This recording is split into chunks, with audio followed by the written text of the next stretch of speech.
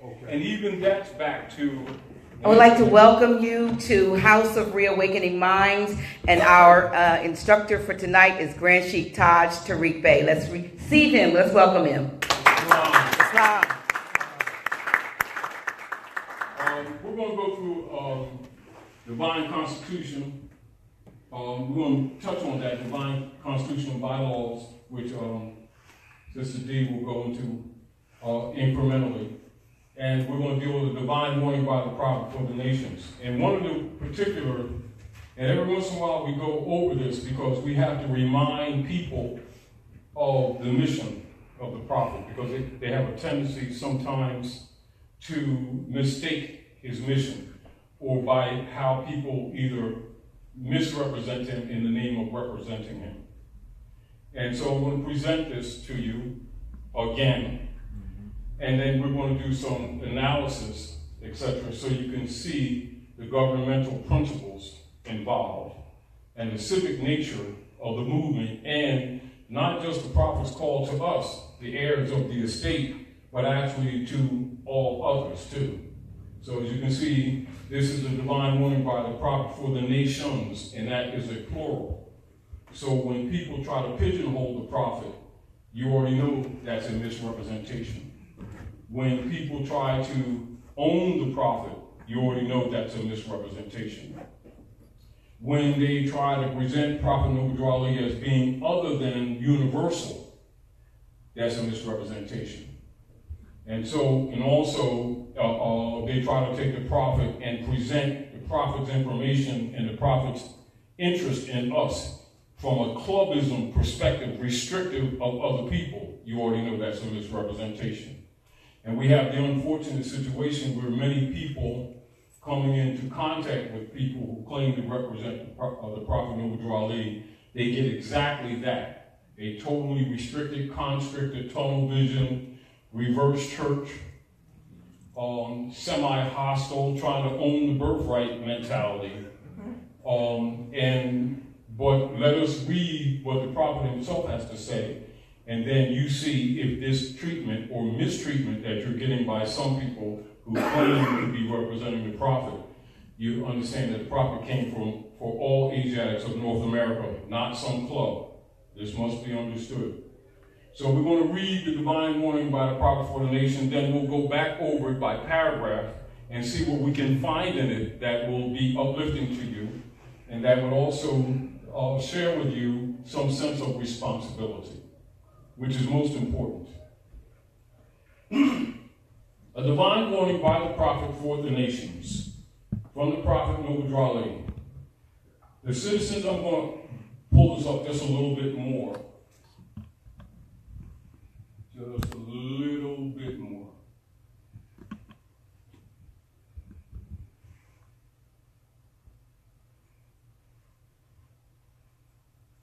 All right.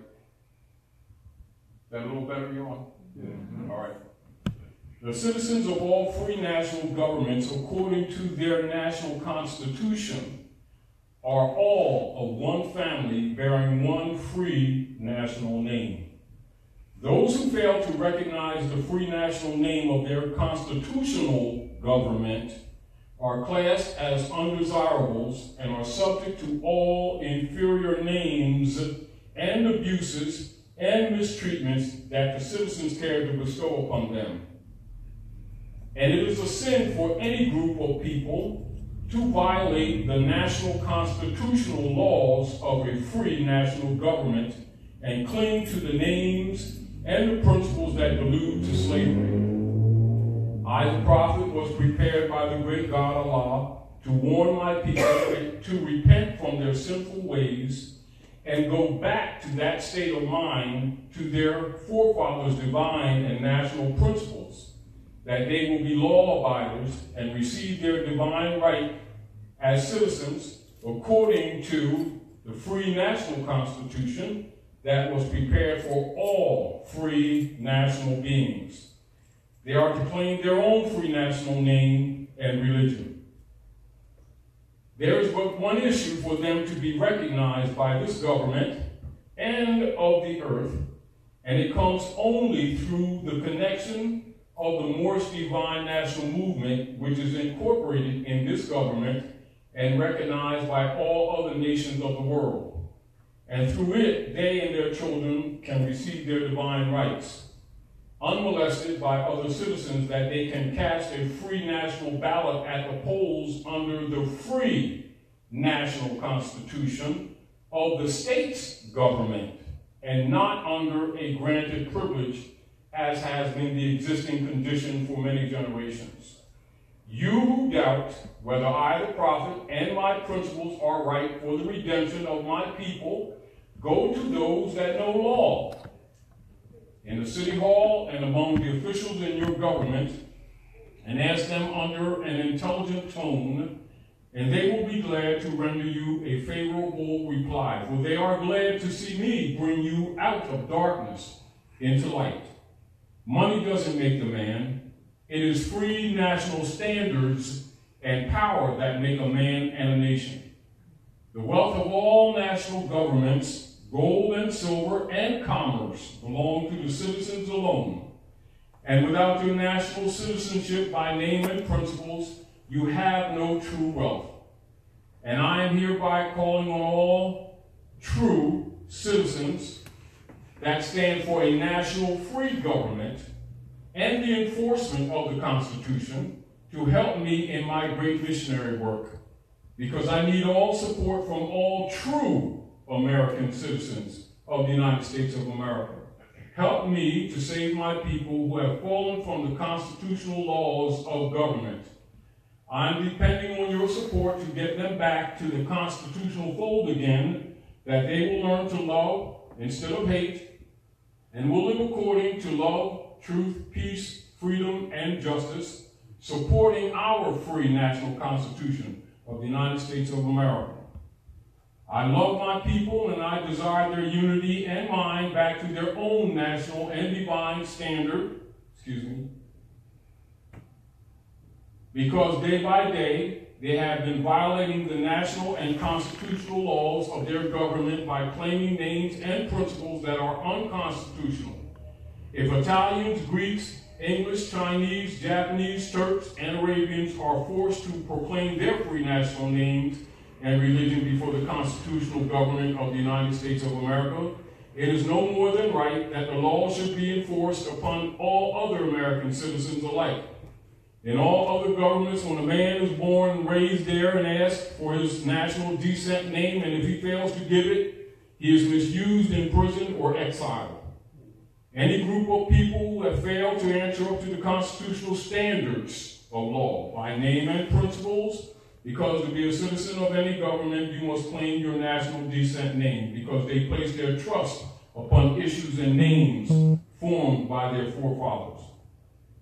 The word Negro alludes to the Latin language to the word nigger, the same as the word colored alludes to anything that is painted, varnished, and dyed, and any nation must bear a national descent name of their forefathers, because honoring thy fathers and thy mothers, your days will be lengthened upon the earth.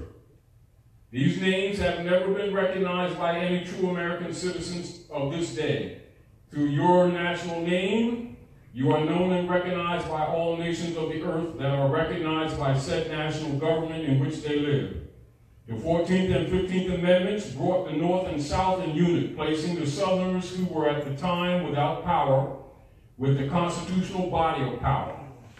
And at that time, 1865, the free national constitutional laws that was enforced since 1774 declared all men equal and free. And if all men are declared by the free national Constitution to be free and equal, since that Constitution has never been changed, there is no need for the application of the 14th and 15th Amendments for the salvation of my people and citizens.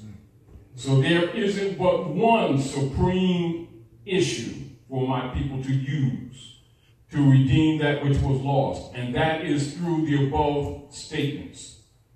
Then the lion and the lamb can lie down together in yonder hills, and neither will be harmed, because love, truth, peace, freedom, and justice will be reigning in this land. In those days, the United States will be one of the greatest civilized and prosperous governments of the world. But if the above principles are not carried out by the citizens and my people in this government, the worst is yet to come, because the great God of the universe is not pleased with the works that are being performed in North America by my people, and this great sin must be removed from the land to save it from enormous earthquakes, diseases, etc. And I, the prophet, do hereby believe that this administration of the government, being more wisely prepared by more genius citizens that believe in their free national constitution and laws, and through the help of such classes of citizens, I, the prophet, truly believe that my people will find the true and divine way of their forefathers and learn to stop serving carnal customs and merely ideas of man that have never done them any good, but have always harmed them. So I, the prophet, am hereby calling aloud with a divine plea to all true American citizens to help me to remove this great sin which has been committed and is being practiced by my people in the United States of America, because they know it is not the true and divine way, and without understanding they have fallen from the true light into utter darkness of sin, and there is not a nation on earth today that will recognize them socially, religiously, politically, or economically, etc. In their present condition and their endeavorment in which they themselves try to force upon a civilized world. They will not refrain from their sinful ways of action, and their deeds have brought Jim Crowism, segregation, and everything that brings harm to human beings on earth. And they fought the Southerner for all these great misuses. But I have traveled in the South and have examined conditions there, and it is the works of my people continuously practicing the things which bring dishonor, disgrace, and disrespect to any nation that lives the life. And I am hereby calling on all true American citizens for moral support and finance to help me in my great missionary work to bring my people out of darkness into marvelous light. From the prophet, Moorish Guide, April 19, 1935. Now, the first thing that you recognize is the things that he warned us of that are manifesting now. You know, and again, when you read the divine warning by the prophet for the nations, you'll see that the major nature of this call to the people, and it's not just up to the nations, is totally civic in nature, entirely civic in nature, and historical in nature, and research-oriented in nature, and correctional in nature, and discernment in nature, and distinguishing with the adjective of true American citizens.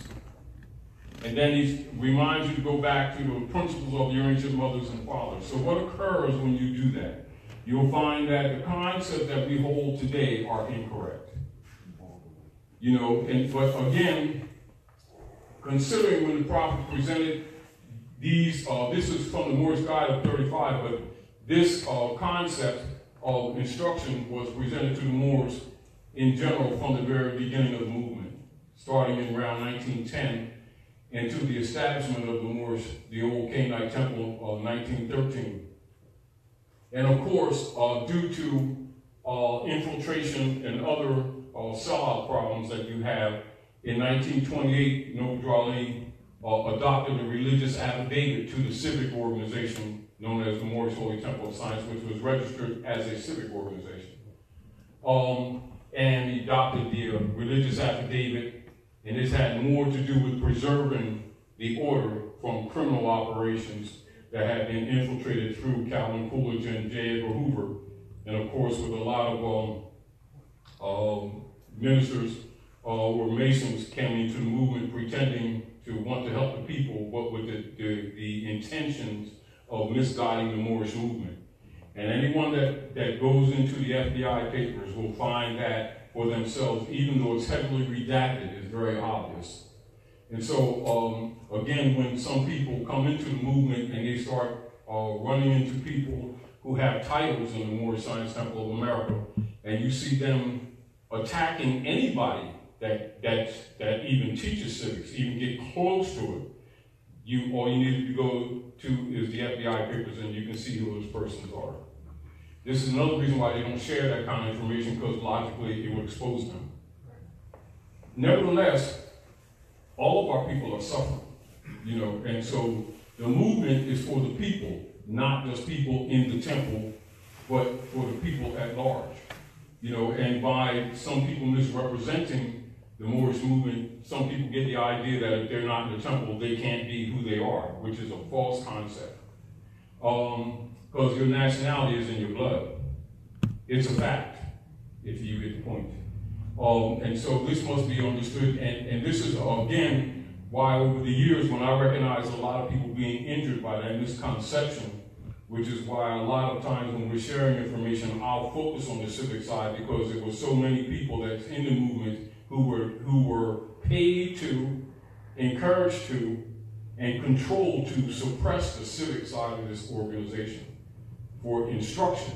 But the organization is not the nation, if you get the point. The organization is a vehicle for dispensing information. And as you can see in the divine warning by the prophet reminded you, for those who may have misunderstanding. I'll read this paragraph. See, it says, there is but one issue for them to be recognized by this government and of the earth, and it comes only through the connection of the Moorish Divine National Movement. He's talking about the overall movement. He's not talking about temple. Temple is a part of the movement. You must understand this. And a lot of times, if you don't point this out to people, they get misled by people who are trying to control them. Because an organization that's compromised is colored. Doesn't matter what name it carries. If you understand, this is why he emphasized to enforce the Constitution. Because the Constitution is drawn off what you call maxim principles. Principles of maxims of ethics and maxims of law. These are principles that have ancient origin. This is again why when Barack Obama went to Egypt, he exposed that the American Constitution is derived from Muslim law, which it absolutely is. But they won't tell the people that, because if the people do the trace back, and they'll see that the so-called founding fathers were 360-degree Masons, had a Moorish fez, and their Kabbalistic knowledge came from Moors. And that the United States is an appendage of the Moorish Empire. And so this is where you get the Treaty of Peace and Friendship, the peace agreement. And so when you have the peace agreement, so that you'll understand some of the politics that you're dealing with today, and I'll just use dates because of the space issue, So when you're dealing with the Treaty of Peace and Friendship, you're dealing with what? 1786, 87, right?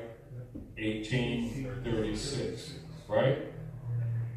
So that's the treaty, right? And then you deal with the Constitution, is what? 1788, 89, right? And so when you're dealing with the ordinance of it's called the Northwest Ordinance, 1787, and that determined the format of government, and that's the form of government that would operate for this agreement. That's why you see the Treaty of Peace and Friendship. Then you see what they call sometimes they call it Northwest Territories Agreement, Ordinance of 1787, right? And so that gives you your structure of government. But keep in mind, one of the problems that we have is you've had people on both sides, including Europeans, mostly Europeans, but with Asiatics who betrayed cause. They continued the unum sanctum policies of the Spanish Inquisition against the Moors. So the mission was to overthrow the legitimate government and set up an imposter government in order to negate their obligations to the treaty, which is the protection of the true heirs. So in doing it, the Europeans started the platform of the Albions who were brought into treaty pretending that they're the Americans and that we're alien to the land. This is where the brand system comes in, the Negro, black, and colored, and then the Europeans putting their family names on us, that takes you off the platform. See, so from a law perspective, when you deny the bloodline, you have no heirship. This is why it's important for them to get the people to agree to be Negro, black, and colored. This is why the cost that, with fiat mostly, but even with a few pieces of silver, if they can get some leader guys to promote these colored brands, Negro, black, and colored, engines, and all that stuff, because none of those are political realities. They are constructs of German Dutch masters. Particularly, most of the owners of the East Indies, Dutch Indies company that pretty much, the owners pretty much operate and control Manhattan today. And this is also why sometimes they make mockery and they talk about the people gave up their land, their birthright for a string of beads. What they're really saying is they were conversos.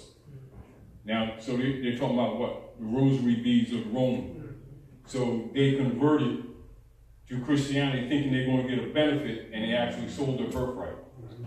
And they needed to convince the others to partake into this, thinking that they're going to get a benefit. And this is where you get that fake Indian sovereignty, and then they set up the Bureau of Indian Affairs for the Moors who agreed to be Indians, thinking they're going to get a benefit, and they put them in reservations and stuff like that, and then enslave them. And this is why, like you see, the Skull and Bones uses Geronimo's bones. When you see that X in that skull, those Geronimo's bones. And remember, he went around convincing them, the Christians going to do us good and everything, and put down your arms and everything. Then as soon as most of the different territories gave up their arms, they took him, threw him in prison. Killed him, that's his bones in Skull and Bones. Which means what? Traitor. So there's no retirement homes for traitors. But then you got to remember some of the Shemnites, and the Shemnites are mainly the indigenous. See, we're the Aboriginal, or what you call from Old Amexem. So that Old Amexem, then modern Africa, contemporary America. Old Amexem is the prefix and then the suffix of Old Africa that makes America. You see? And so we're referred to as Olmec.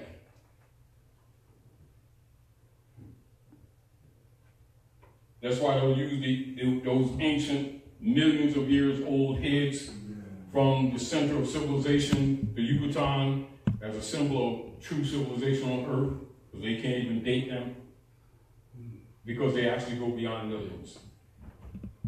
So they had to reconstruct history and say that man's been on the planet 6,000 years and the Bible began. No, the Bible is mostly a synopsis of dynasties. And this is the one.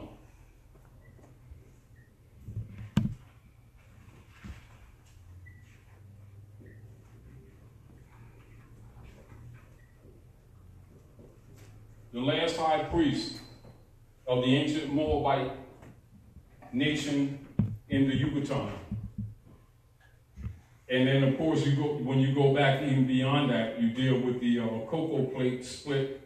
The cocoa plates go right just below, like the land of flowers, what they call Florida, Central America, etc., Panama, and that's like plates under the. And before the shift, before the Atlantis, which was a great river, before it became an ocean, those of us who came from on this side are called the Ibri, and that was the dividing of the land between what they'll talk about in the Septuaginta of the Bible, the dividing of the land between Ham and Cush. What it simply means is mother and son.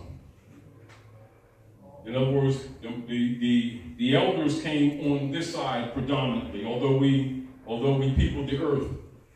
And so you must understand this is also why they turned the world upside down. So in the real Mapa Mundi, actually the south is the north and the north is the south.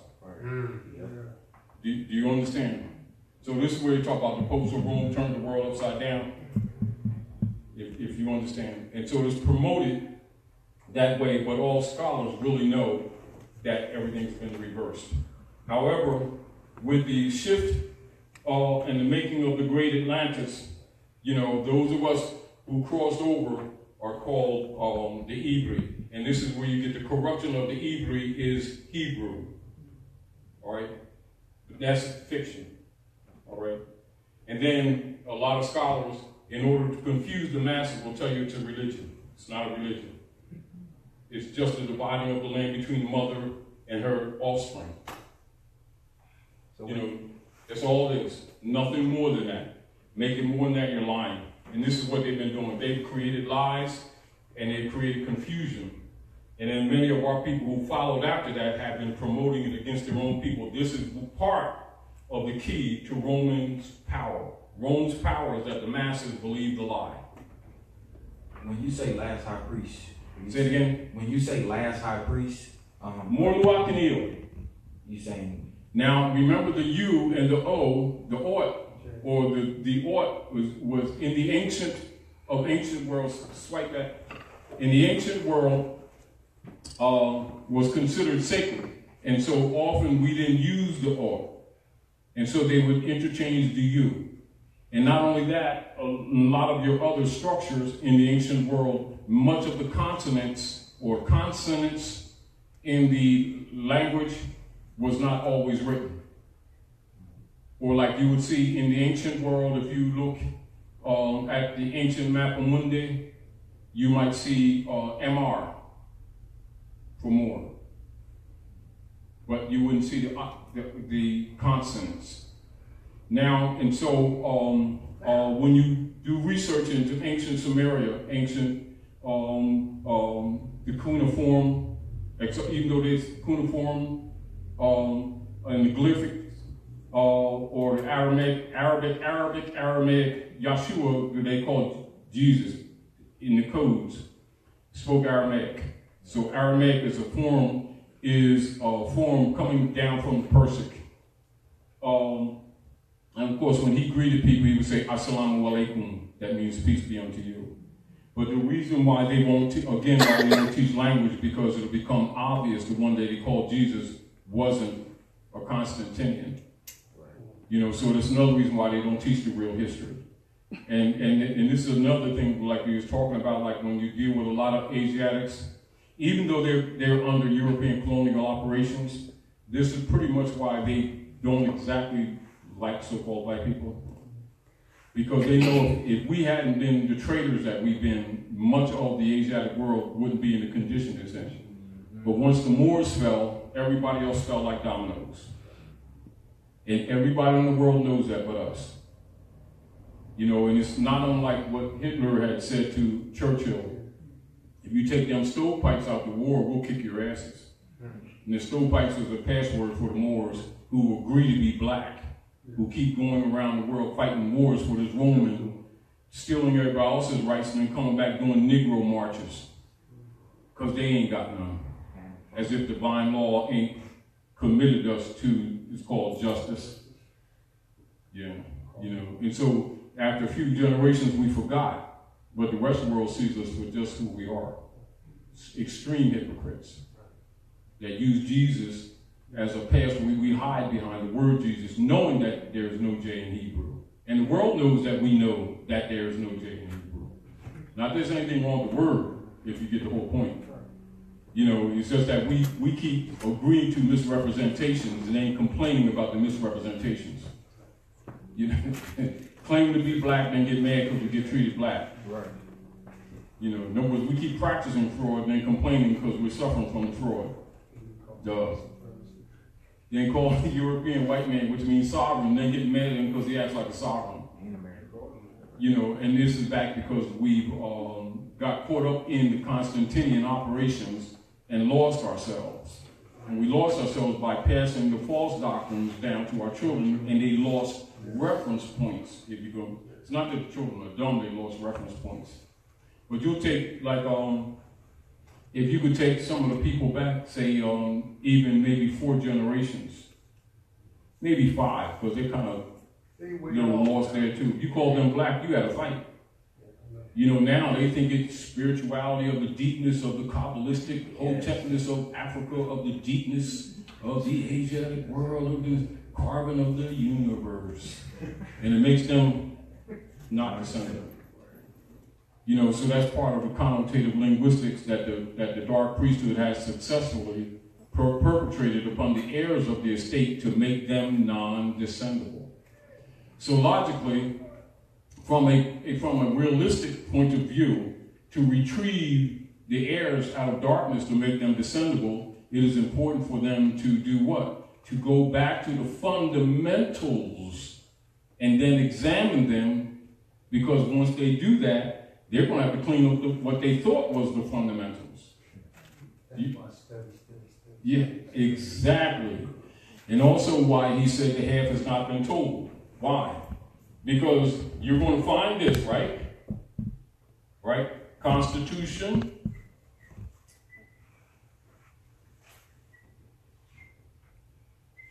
For the United States.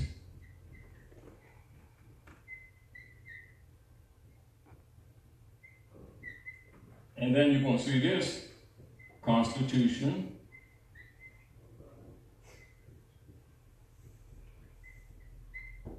Oh.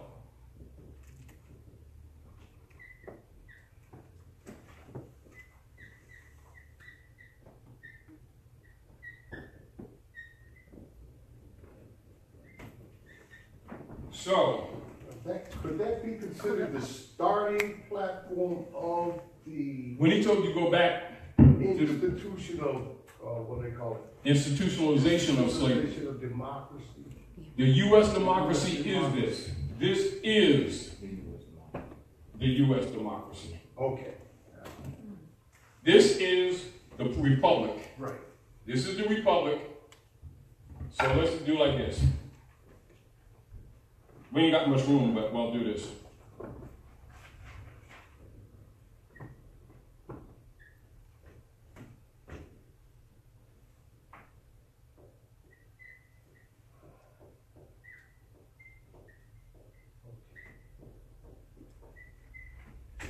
Under this platform, the allodial rights of people, their divine rights in nature are recognized. Under this, they are not. This is allodial law, so write this down because it's a space issue. Allodial law, feudal law. Birthright recognition, birthright theft. Real, fake. Jurisprudence, color of law. Religion, dogmata. Money, gold, and silver coin. Fiat, currency, fake credit against a lien against a closed account. That's how they operate. So, by the imposter platform is how the people are robbed, because the people don't know that they're operating under an imposter platform. Scholars know, politicians know, Masons know, Eastern Stars, Knights Templars, Knights Columbus, Kikulos, Ku Klux Klan, everybody knows but the heirs of the estate, which is again why it necessitated an overdraw league to set up the old Canaanite temple for the restoration of the estate to the proper heirs, and logically, in order to give them some kind of semblance of even going in the right direction, they needed to be turned back to constitutional government enforcement. And so, as you can see, the divine warning by the prophet for the nation is a social, political, social duty and responsibility laid upon us by the prophet. Now, of course, by people not knowing their history, they don't know that they're heirs. They think they will just get a job, but a job under Rome is a job, not a job. They just shorten. they just put a long over the O. But it's really Job in the Bible. They're taking everything from you and make you curse your God. But your God is your mother and your father. It's the honor of your mother and your father. And Allah is actually feminine. Not some man with a turban sitting on some throne left of the cloud type thing. You know, so the honor of your mothers and fathers is the basis of your inheritances. And so without the honor of your mothers and fathers, you have no right of inheritance. This is why it was necessary for the Europeans to remove original article of Amendment 13, which is called the nobility clause. And you notice that 13, it harmonics with the governing of the womb. So this is also why when they build structures, what they call buildings, they will not acknowledge a 13th floor. They're called a mezzanine. Because it's to recognize the matriarchy principle of civilization on the earth planet, which is a matriarchy, not a patriarchy. But for the dark priesthood to rule, they have to pretend to love woman while suppressing her at the same time. You get the point? And this is why they started like murdering her sons in front of them, so that the women would start emasculating her sons to protect them. But on the long run, then she has no husband. Because most of us feel rejected. You know, when you study us, and you study the society, particularly with Asiatic men, most of Asiatic men don't talk, not even to each other, because of pride. You know, but you'll see even most men feel disconnected from their families. And it's a matter of time whether or not they break and just leave. So what that does, that leaves the women without protection. Now Rome is going after them. This is where the prison population is accelerating, and it's predominantly women now. This is the carrying out of the unum sanctum policy. To separate the males from the females, and then, because most of the men, not understanding what our relationship is, just feel pretty much used. Or like we're just bill payers in a convenient piece of meat. And after a while, you have a few, after training, and because it involves so many areas of sensitivity, most people won't talk about it or even admit it, but they act it out. And then many men, if you study a lot of the men as we grow up, many of us get caught in that cycle of looking for the elusive butterfly. Right. You know, and some people call it dogging, and they're unhappy, but they're running. They're seeking what they cannot find. If you understand, but in some ways it's used as sort of like a pride thing, or make them feel like they're empowered, but the real deal is they're unhappy, but they won't admit that either.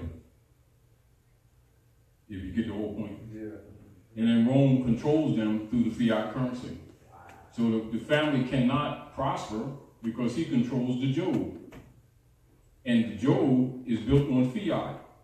And no matter how much in numeration, mathematics can be put on paper, the value is actually reduced to the opposite. So he will never be able to properly care for his family. You see? Then to hide them, they told him, you know, don't fear nobody but God thing up. Well, I'm in the world, not of the world, and everything. It's BS. Because they can't even deal with any other dimension until they conquer this dimension. You know, so they grow up into severe contradiction. And then fakedly call it religion. And then they pass it down to the next generation, they're pretty much done. And that's pretty much where we are today. And that's an honest assessment, but most people aren't willing to tell the truth. Like men, they feel, you know, if they tell the truth, they're emasculated.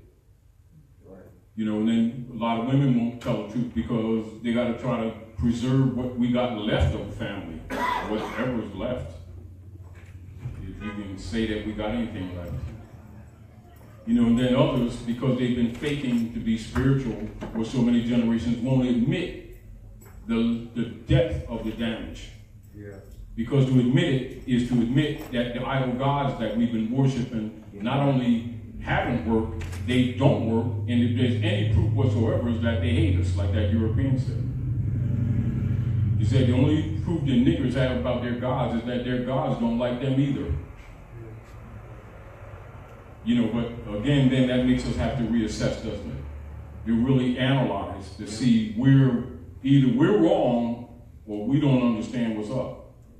You know, and rather than people start dealing with these things and start cleaning them up, it is so deep and ingrained, as soon as you start talking any level of real truth and honesty, people shut down.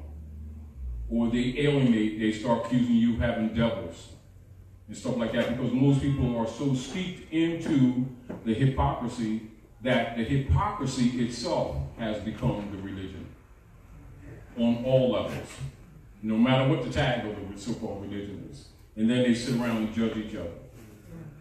Fix nothing. They fix nothing, absolutely nothing. And the only ones that get wealthy is Rome and whoever the leader guy is. The leader guy usually get a couple $1 million airplane, $2,000 suit, 2 parishes, and a few cars, and the opportunity to sleep with Bertha, who sings with the choir, and spend Jesus' half at the Bahamas every year. While the adults think that Jesus, and tell their children falsely that Jesus got a bank account at Chase Manhattan, or Citibank, or whichever bank is local. And of course, with all the wealth that has been accumulated over the years, there's no accountability whatsoever. But all of the children that he happens to love happens to be poor as hell, families falling apart, and they never ask about accountability because, of course, that's a sin. You know, you can't question the middleman. Yeah, and then he got secretly a 501c3 agreement with Rome. You know, and it's worked quite well. You know, but again, people's willingness to even support what is clearly provable as fraud, they won't do that because now they got to take the responsibility of actually turning their hearts back to their ancient mothers and fathers and relearning. And then people get lazy and they say, I've been this way so long, and they'll sacrifice the next generation because of their own selfishness. Sacrifice the next generation because they're not willing to take the responsibility to render unto Caesar what is Caesar's, and then try to say what is Caesar's came from Jesus. You know, knowing that they're lying, not believing it, knowing that they're lying. But because when you have enough people around in the crowd that are altogether hypocrites, they make each other feel good. Plus, we sing pretty good. So, you know, we take the good spells. Because the good spells was actually preserving the culture and codifying it because the Constantinians would murder people. So the good spells they just now call gospel. So they don't even deal with the good spells no more. Now they're begging songs. Yeah. You know what I mean? Nothing preserving the culture. Then they blame that on Jesus too. But again, and so after a few generations, Rome pretty much got this stuff locked down, you know. But the other deal of it is by people not being aware of the real history, they are not aware that Rome plans to kill them. See, this is the really ugly part. They think that because they've been playing converso for so many generations that Rome was pleased with them and going to give them a Negro benefit for not being themselves, when he's plotting on killing them. And one of the things that I think some Russian scientists exposed, and now a few Europeans are admitting that that all disease on the earth are man-made, and particularly cancer, and it's done with genetically modified organisms. GMOs. This is why Monsanto was so important, which is a military operation. You know, so and then the other thing, and we'll get on to some other details. When they discovered that the high fructose sugar syrup creates obesity, because it's actually non-nutritional and toxic. So one of the things that the daughters of the DAR presented was to promote cheap sodas in the community and target at our community, because it would make the women constantly lose weight, and then the European women could compete with them. Because whereas our women, you know, they wouldn't be out of shape until they're like in their maybe 70s or 80s. Chill out, you know what I mean? Now they be like 30, 35, and they walking around with canes. You know, it's Islam. Islam. I was in a corner store a couple of days ago, and I noticed that they had, I can't remember the name of it, but they had new chips, and the chips had Moors on them with, you know, chains and different things. And the first thing that came to mind was there was no way in the world that I would buy a bag of chips that had somebody that looked like me's face plastered on it, because I would assume they're targeting and that they probably have some, you know, crooked intention of what well, we know, you know, Yeah, it's not. Unfortunately, but it's true. Because we are targeted. But again, you know, it even goes down to are people not being honest about themselves being powerless, although they're always boasting about special relationship with God type thing. In truth, they feel powerless. That's why they uplift the European, and they refuse to call him anything but their great white father. And so rather than, you know, so they can kind of maintain some of their hypocrisy, they'll just say white man. See, so that kind of smooths it out a little bit.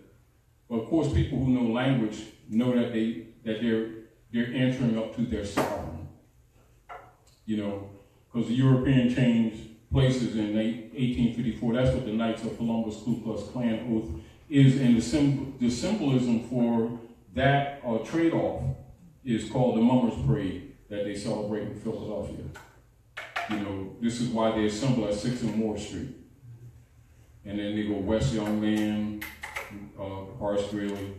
They turn that 90 degrees on Broad Street, and the parade ends at the mosque, the architectural mosque, which is City Hall.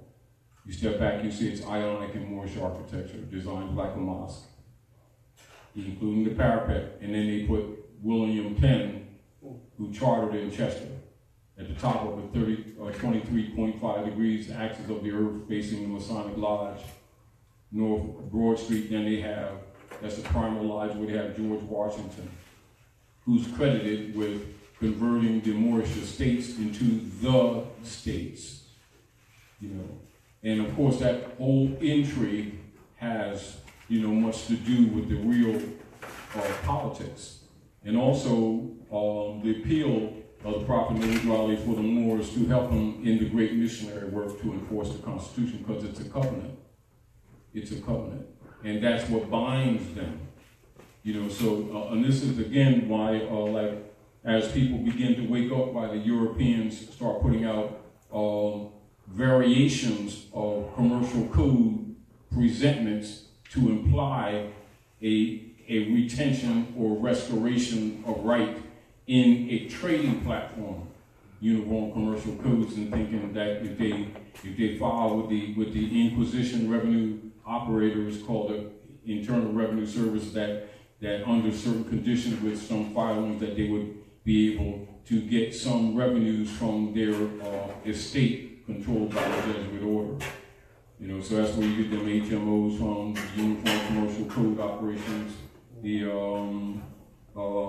financial statements, etc., and now the birth certificates, since Franklin Delano Roosevelt used them as bonds after the United States corporation shell crashed, you know, in 25, that they covered up until 28, and then it just smashed out, you know, in the early 30s, and then they used the birth certificates to set up another shell, which existed, you know, up until September of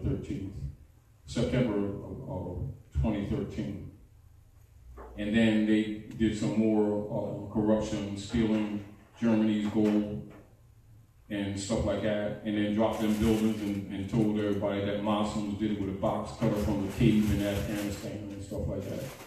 Started that war, and then they just crashed September the 30th of this year. Right. You know, and so these whole problems are rooted in the imposters. And so the problem that you have right now on the political forum is that the heirs, having been deceived by their own, not just Europeans, by their own, are so far behind. There's two problems. There's two logistical problems that are operating right now. The one is the level of ignorance makes them a dead weight burden on civilization. So the Europeans trying to use that as a justification to exterminate so-called black people. Of course, they have the obligation in international law to have waken them up. This is dealing with when you're dealing with United Nations decolonization of 1960. So we'll be decolonizing all colonial governments. Of course, that didn't take place. Then when Rahm Emanuel went to expose the history to what Noble Raleigh was doing, told the people that the Moors are the heirs to the land, they're the true Aboriginal people. And then they signed the rights of indigenous people when Obama came back, and all the churches and civic groups were instructed by the international community to distribute that information at all costs. Of course, you already know that's not been done. Now, and so Europeans have been accelerating to try to kill these people off and create diseases, because this is the principle that they're operating on. To make them pay to help us kill them. So this is like, if you go in Philadelphia, you go anywhere, major cities, you'll see hospitals going up, like, if they can find a hole, they put it in there. Children's hospitals and everything like that, because they're going to kill these people.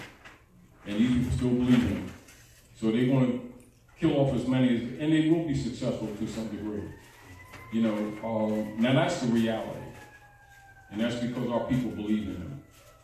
You know, but, and if it hadn't been for the Manchurian Masons and a lot of the perfected assassins from some of the old Chinese families, it'd be even worse in our community. But because of China's countering them, that has stagnated a lot of their plans. This has to do with a lot of the politics that's going on now in the world. If it wasn't for Chinese stepping in, you'd see a lot more dead Asiatics here. And they would have openly declared the martial law that already exists, actually even earlier. Now, so Trump was assigned to keep the dog and pony show going, and as an excuse to implement martial law openly. It already exists, but they're going to do it openly, because what's happening is nobody's buying their bonds. And so, like in the movie The Wizard of Oz, where the house falls down onto the Wicked Witch, and her stockings curl up under the house, so the stocks are curling up. You know, and so the deal of it is their whole platform is being exposed, so they don't have time to create. They still do it, but they don't have time to create deceptive programs, so they're just coming right bluntly out and doing their unum sanctum policy. Now, with people who don't know the history, it confuses them. People know the history, it's not a surprise, it's just that they don't have the time. They don't have the convenience, because the world is on them. And their platform is burning. Cold fire, if you will. You know, so they're going in circles. It's sort of like a phoenix bird eating its own tail to feed its young. If you get the point, or like you see that snake, don't tread on me, eating its own tail. That same principle, that's what's happening with them. So even with a lot of the political platforms that they've set up and that they're operating now, they wouldn't even be as successful as they are if they didn't have the numbers of traitors or conversos among us, right, who keep that black thing going, deliberately knowing that it makes the people not discernible. You know, but this is, but by people not being able to read, they don't know that. They think that that means Afrocentricity. But the issue is descendability and heirship. Again, we try in different ways and to kind of do the best that we can with our limitations to get the people to start thinking from the perspective of heirs, because almost most of the time when you talk to our people, they're always thinking from a subordinated mentality. They have to apply for this and apply for this and fill out this when they're the heirs to the world's largest estate. And so every time in law and in due process, by the heirs having such a subordinated mind, it's easy for the Romans to continuously declare them black or wards of the state, which makes them not descendable. And of course, with enough so-called black leader guys running the show and being funded by the corporations, this dynamic continues. However, the point that I'm making is it's very important, and one of the reasons why I went over this again is because I find that a lot of times when people come around conscious Moors or go to Moorish institutions to start getting educated, that they be attacked by people who claim to have grand positions, who attack civic instruction, who literally attack constitutional enforcement, and do not teach constitutional enforcement. This is another reason why it's important for people to read the Divine Warning by the Prophet for the Nation, so they can see for themselves what his missionary work actually was and is, and currently is. And again, if it wasn't for Manchurians, a lot more of these people that are sitting around debating non-debatable issues might not be breathing. But they don't even know that that's how far this thing actually is right now. I think for all of us, for our interest, for some of the youth to have an opportunity or a chance, is to make sure that this information gets out, because most of the older people are pretty much compromised and probably will be expended. They're expendable. And it gets to a point that it's not practical to keep arguing or to trying to convince people or to try to appeal to the next generation, because the truth's going to have to come from the youth, because the other ones, they love Constantine, hiding behind Jesus. They know that they are, but they think that the world doesn't know that. And this is back to it again when you see other Asiatic, when certain past words that we use, the Negro, Black, and then you see other Africans back off. Mm-hmm. That's why. And pretty much most of them, I can't say that because I talk to some nationals, but not to such degree, but you can kind of pick between some of the conversations where a lot of them have come to the conclusion that we're a lost cause. Yeah. And that maybe the world will be better off if they just step back and let the Europeans eliminate the traders who think they're going to get a benefit. Then, and then maybe from what's left, we can start rebuilding civilization. If you really look at the patterns, if you look at the legislative patterns of both things that are operating under the color of operations, and also the way that other Asiatic nations are binding themselves together and leaving this whole platform to burn off. It's like that, like the story in the book of Revelation where they're stepping off from the harlot, letting her burn, including their allies. If you look at the politics, that's the problem that they're having right now. When I say they, I'm talking about the European imposters dealing with the U.S. democracy platform that's been pretending to be the nation, that still a lot of people, and particularly the heirs, don't know is not the nation. You know what I mean? And the difficulty that they're having trying to find anyone who will buy their bonds. Anyone. And then using their military to force, say, vassal states like Japan, there's a few others, but mostly Japan and Germany, vassal states to buy their bonds. What's a vassal state? Vassal? Yeah, vassal state, what is that? vassal states are like subordinate fronts.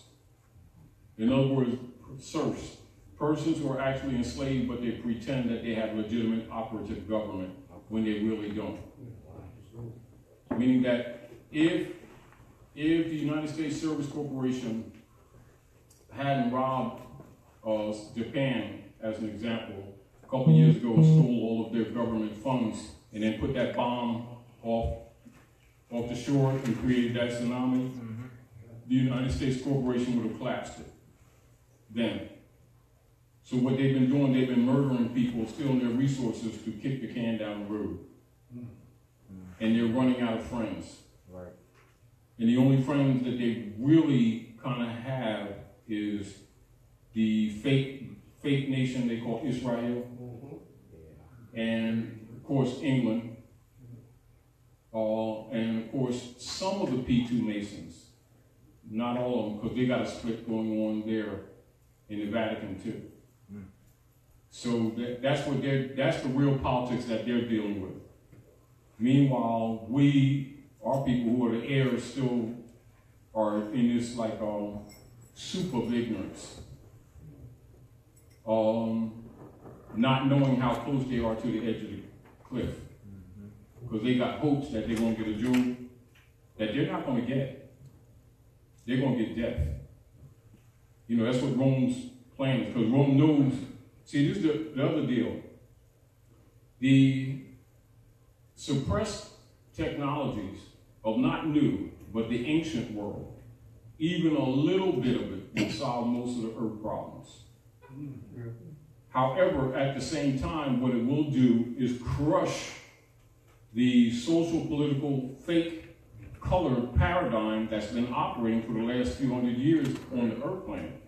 That is totally, in reality, pretty much false.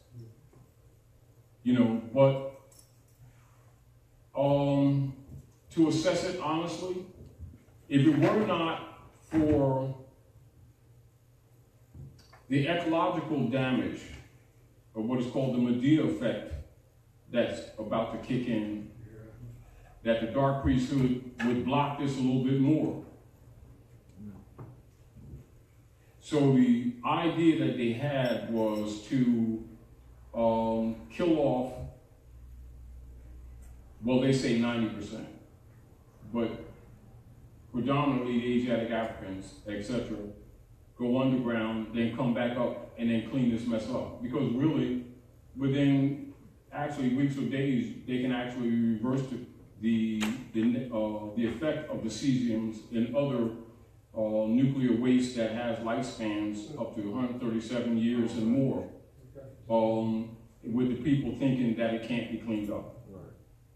You know, but because of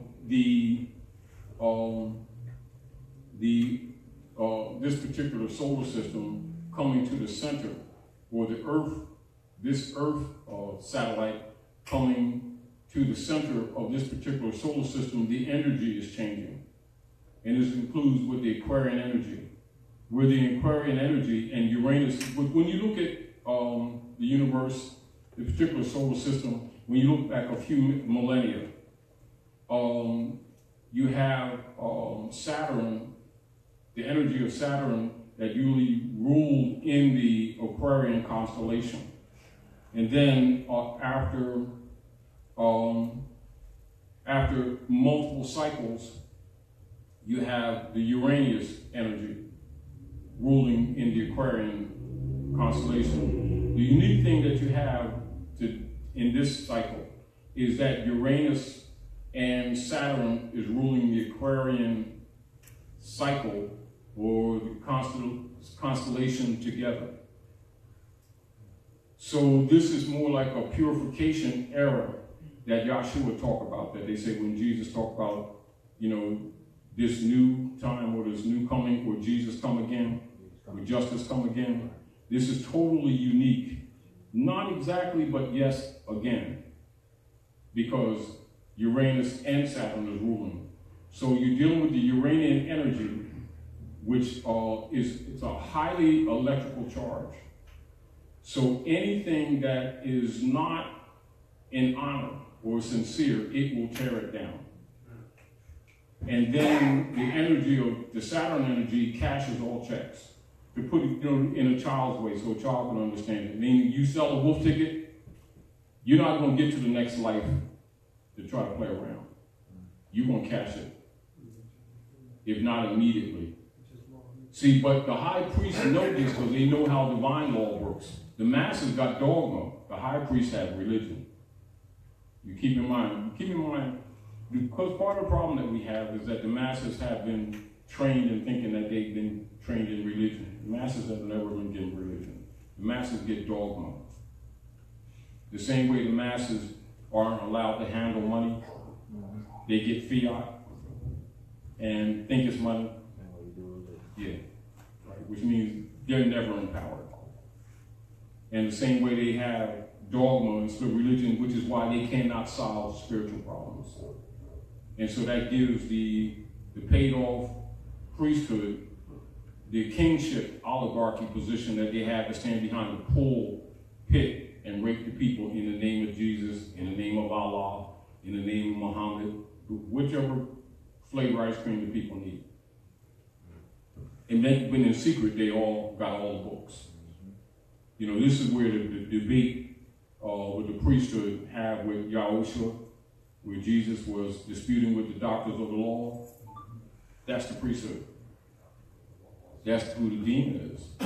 See, so the priesthood, and the demon, the devil's over there behind the curtain.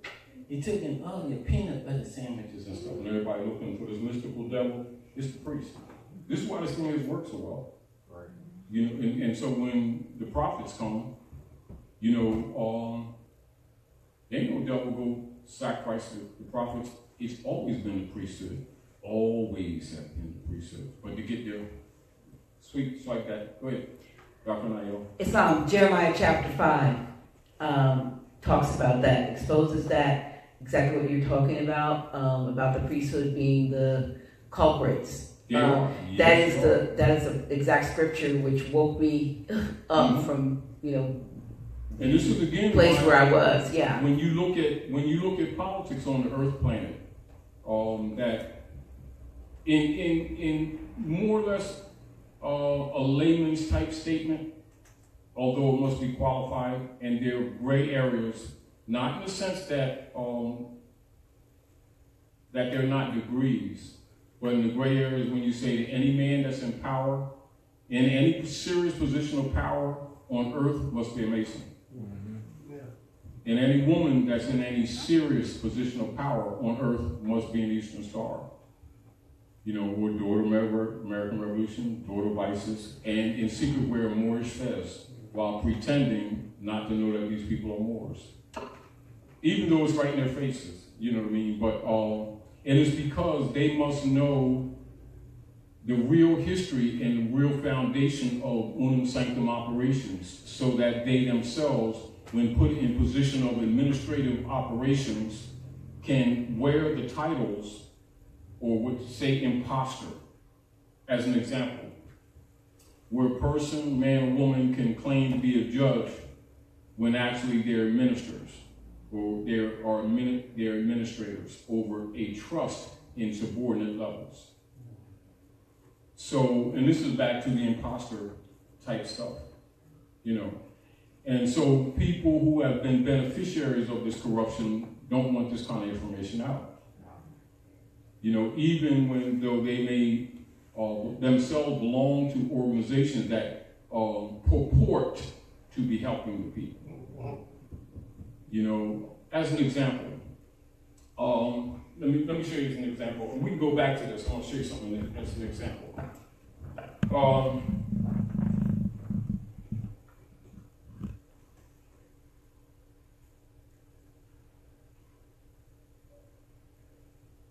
This is Michigan, as an example. And you already know this is the old trade route triangle that's been operating, you know, for centuries. Actually, even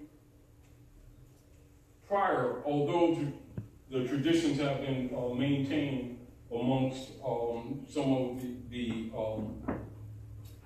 Israelites, etc. And so that's the Great Lake. So you know the War of 1812 and the battle of the Moorish Navy. That's the vital point of the battle of 1812.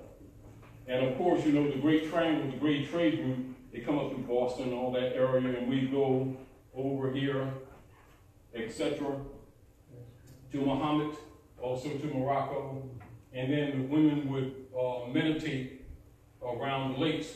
And you already know all of those lakes are man-made. All those were made with atomic power. They were not natural lakes.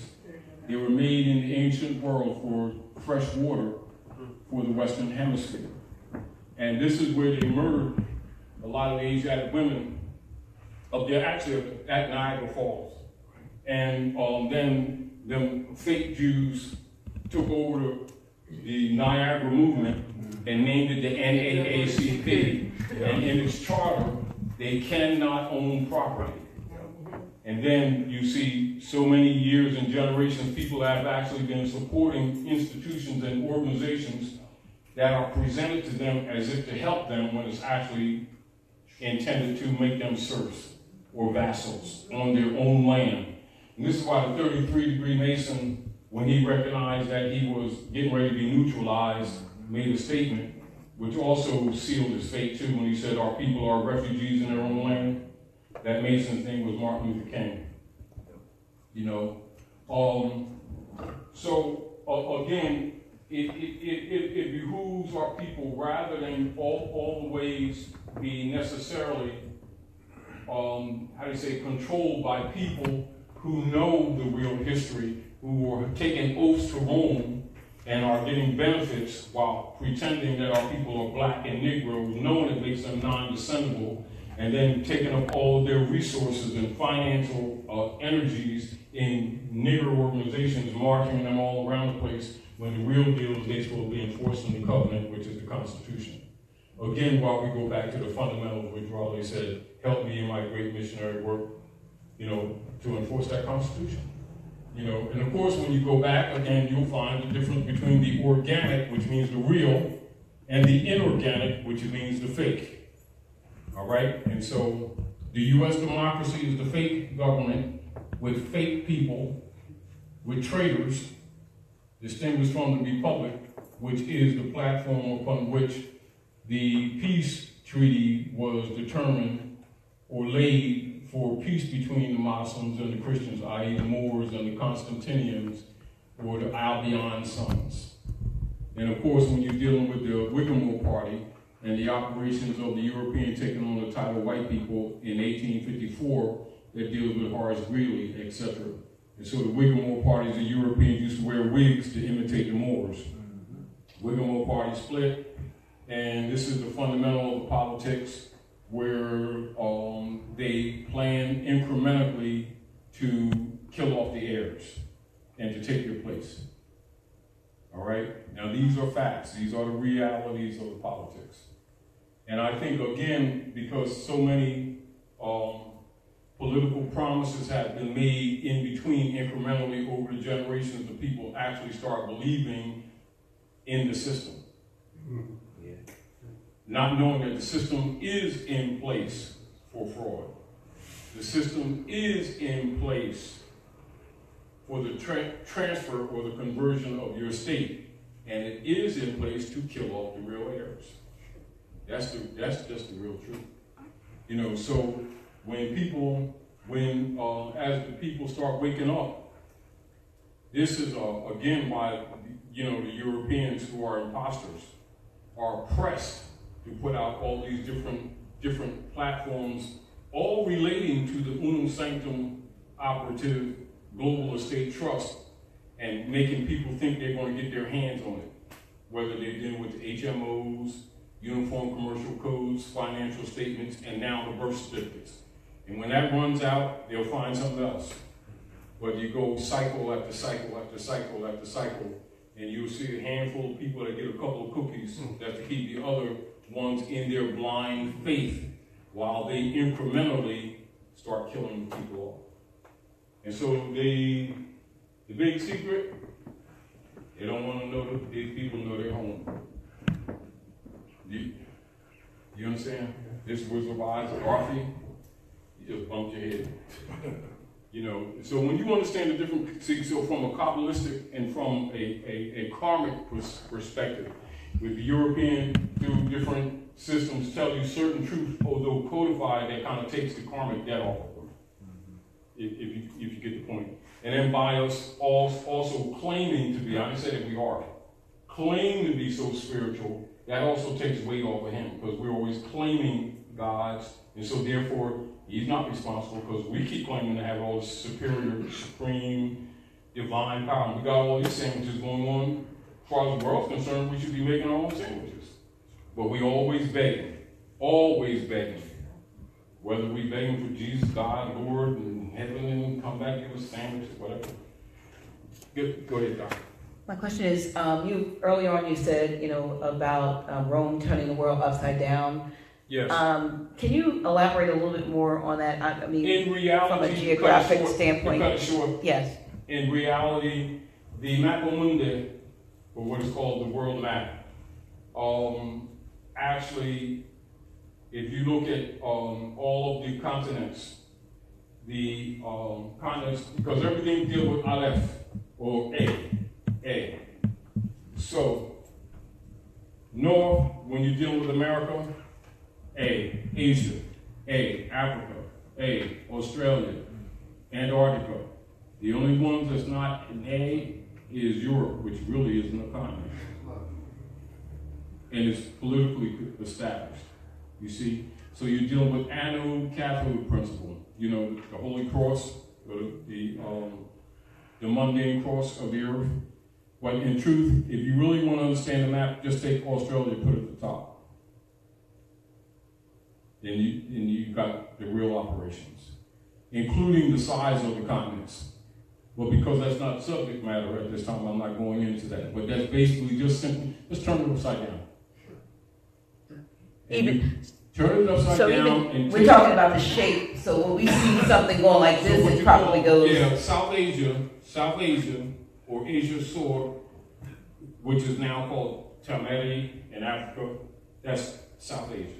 That's Asia Minor, what they call Africa today. Is actually much bigger than they show it on the map Mundi, etc. But take Asia Sor, and then take the horn of where you see Sierra Leone, Tunis, Algeria, Morocco, the kingdom, and put them right in the Gulf of Mexico. And then if you put your head that way, you can start looking at the world more properly. I'm making a puzzle. Say it a little louder, please. It's like a puzzle. Yeah. Good. So the concept, see, when the cocoa plates shift, because the Asiatics start measuring their time. See, because we measure time by cycle ages. But when we took on the Roman concepts, we've lost contact with life length, and also with our connection to Earth. Because the vibrational harmonics is very, very important for life cycle. So our lives are shortened because we're out of harmony with nature. But that gives the Albion opportunity to rule. See, so what we think, it has much to do with our connection to the Earth and the electrical grid on the Earth. But just keep in mind, like say if you go to like Sierra Leone and Algeria, Tunis, etc., and take soil and you go down in the land of flowers, and in Mexico, you'll see the soil organically is the same. I mean, this is known by archaeologists. That's also the reason why. That's also the reason why they found Stone Mountain, Georgia, the same material that was made in the pyramids and. Of course. Okay. Because they're both one and the same. See, this is the deal.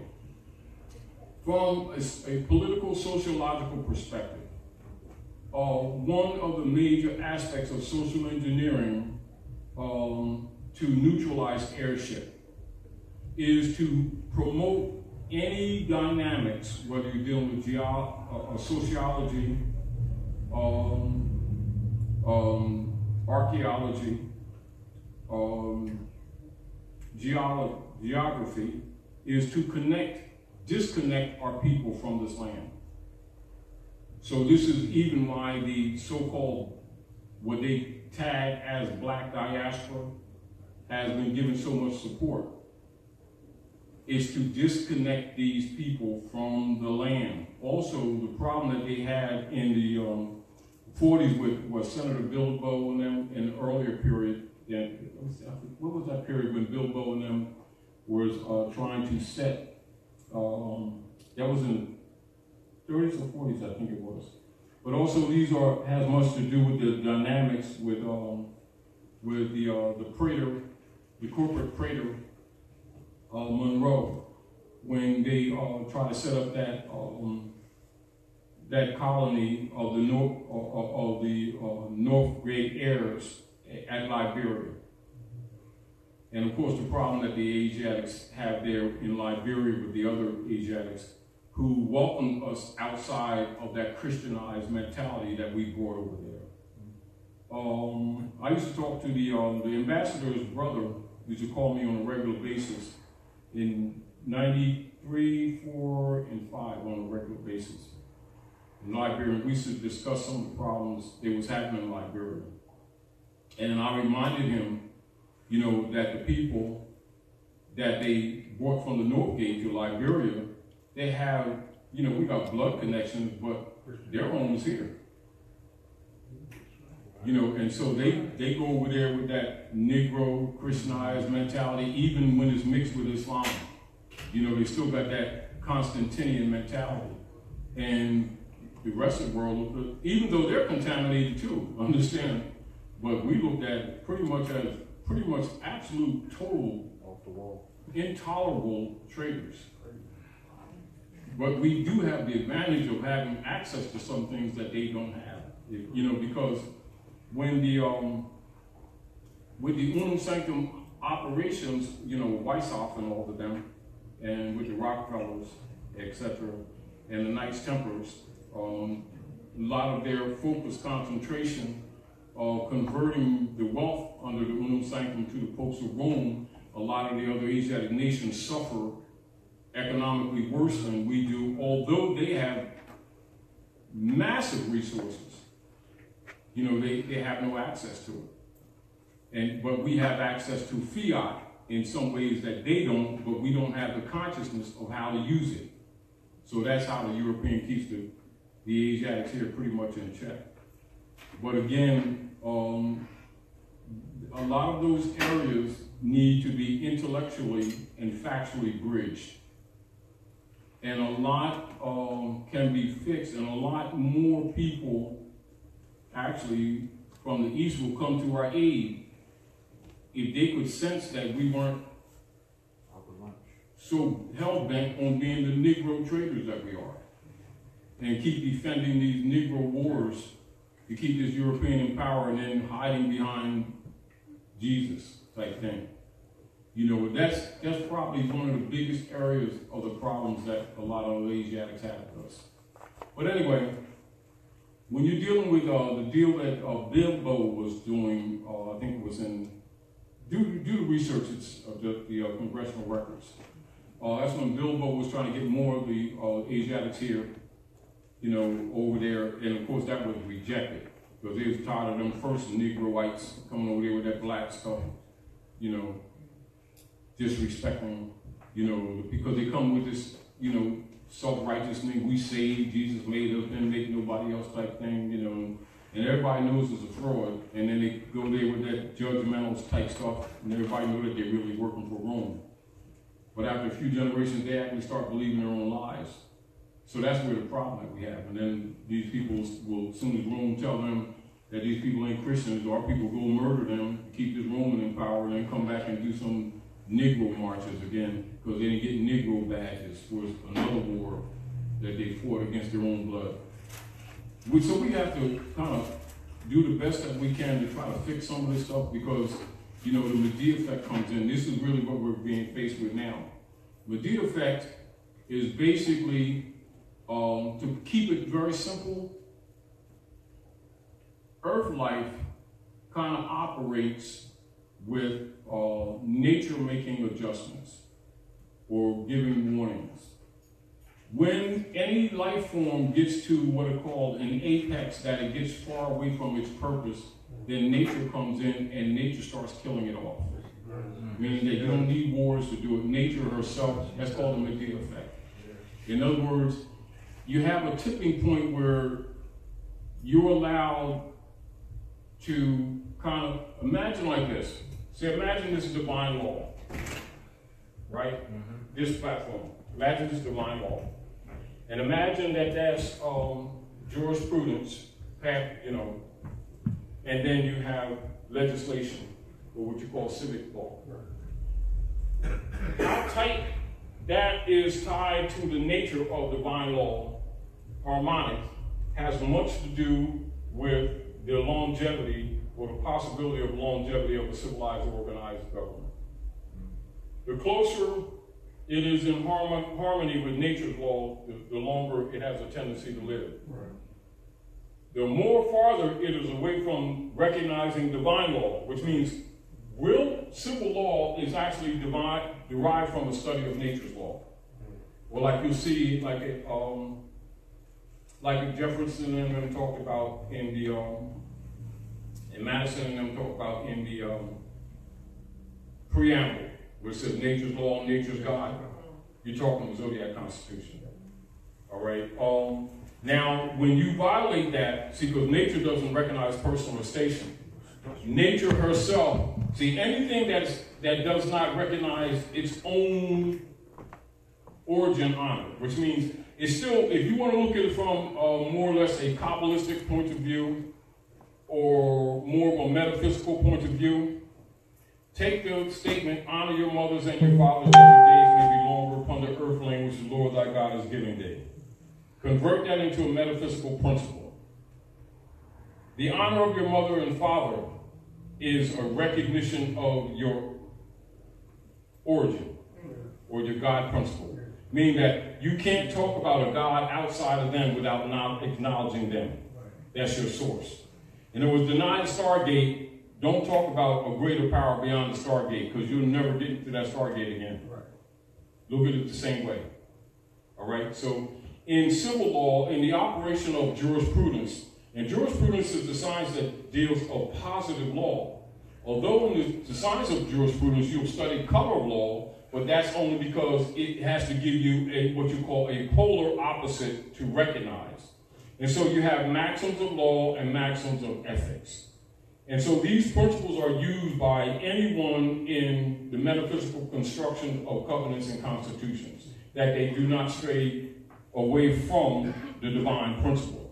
It goes like this. So a high priest or persons who are deceivers, and this is why when you see the dark priesthood, they themselves know the law, but the trick is sort of like a jackal, is to deceive people who fake spirituality, who are not really harmonic with the common law, to give them legislation or statutes for the dead, corporation, and then call it law and deceive them into falling over the edge, then going and devouring them. While they themselves, knowing the law, will come to this edge, but will never falter.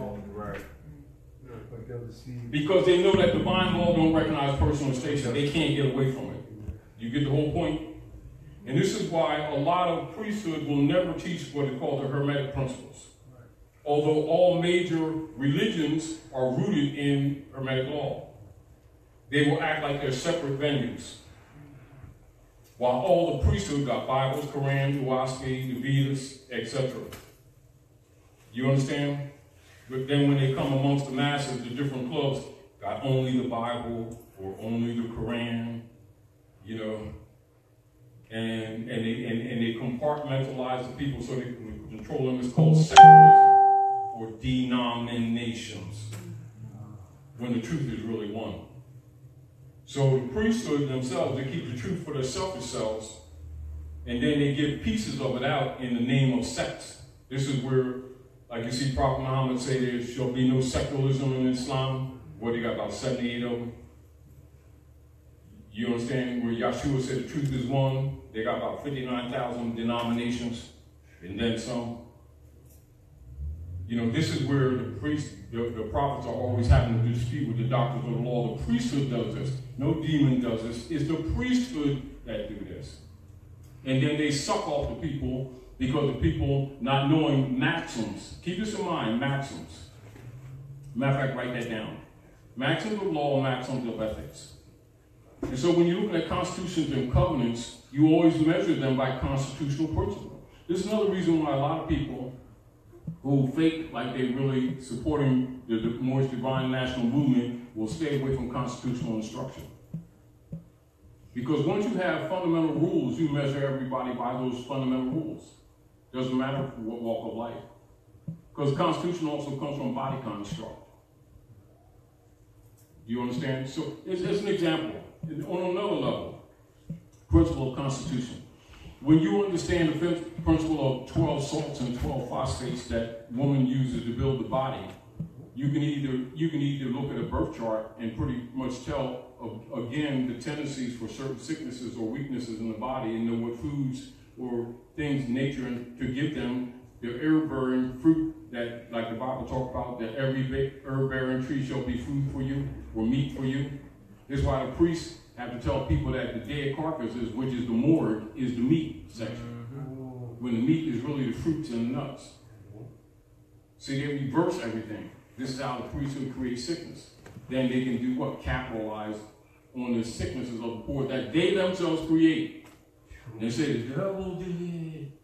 See what the devil did? We're so here doing goody stuff. And then the devil came over here and messed with us goody stuff people. And everybody suspect that he's the vampire. And it's worked pretty good. You know, this is again why they don't teach constitutional principles, because you'll be able to see them vampires too. You know, that's why, again, when people who kind of have a reasonable knowledge of the ancient world history and philosophies, why when you go in any church, mosques, or synagogues, temples, with people who really have a background in scholarship, that know the history, why it makes them people uncomfortable. Because you can walk in a room and you have a different energy. We're talking about how nature works. And so a vampire recognizes you when you walk in a room, it makes them sick. It's just like, you know, like going to a vampire's party and somebody talking about light the candles and he's saying no. You know, it's the same thing, you know, because your energy changes. You know, so this is, again, the discomfort. If you have a little bit of light, we can say, if you have light that's growing, you know, vampires will recognize you immediately. You know, that's why a lot of times they'll pick you, they'll throw out certain questions to try to see where you are, and then start ostracizing you. Because as soon as you walk in the room, they can sense the energy. Because they themselves are high priests. Because remember, dark priests know the truth. They just ain't for it. Because they can't suck. Vampire don't want you getting in turtleneck sweaters. I ain't stylish. No, he went into this drooping neckline like this and stuff. Yeah. You know, but again, point that I'm making is, we desire to our limit, even with our flaws and shortcomings, to try to share with people fundamental truths that they can start using to measure us and anyone else. And also, when we're wrong, pull our coattail. And those who would take advantage of them, they can easily see them like that. And when you see people having any difficulty trying to comprehend what's going on, you know that they're just simply missing certain keys. So a lot of times what we try to do is study ourselves and study people when we travel the country, and glean from the different questions that people ask, and you can see what pieces are missing. and then try to do the best you can to insert those pieces to liberate the people. Because in the truth of human liberation, follower degrees are left behind. It's not that it doesn't serve its purpose, but that's for like children, rabbits, donkeys, and imbeciles. You know, when you're dealing with people that's symbolized by Yahshua, who they codename as Jesus, he comes to liberate people. He didn't come to make you a follower of nothing. He only leads you to truth that you might do what he himself did. This is why you'll see him say things like, as I am, all men shall be. What I've done, all men can do. And some of you will even do greater works than I've done, which he's telling you that there's other degrees.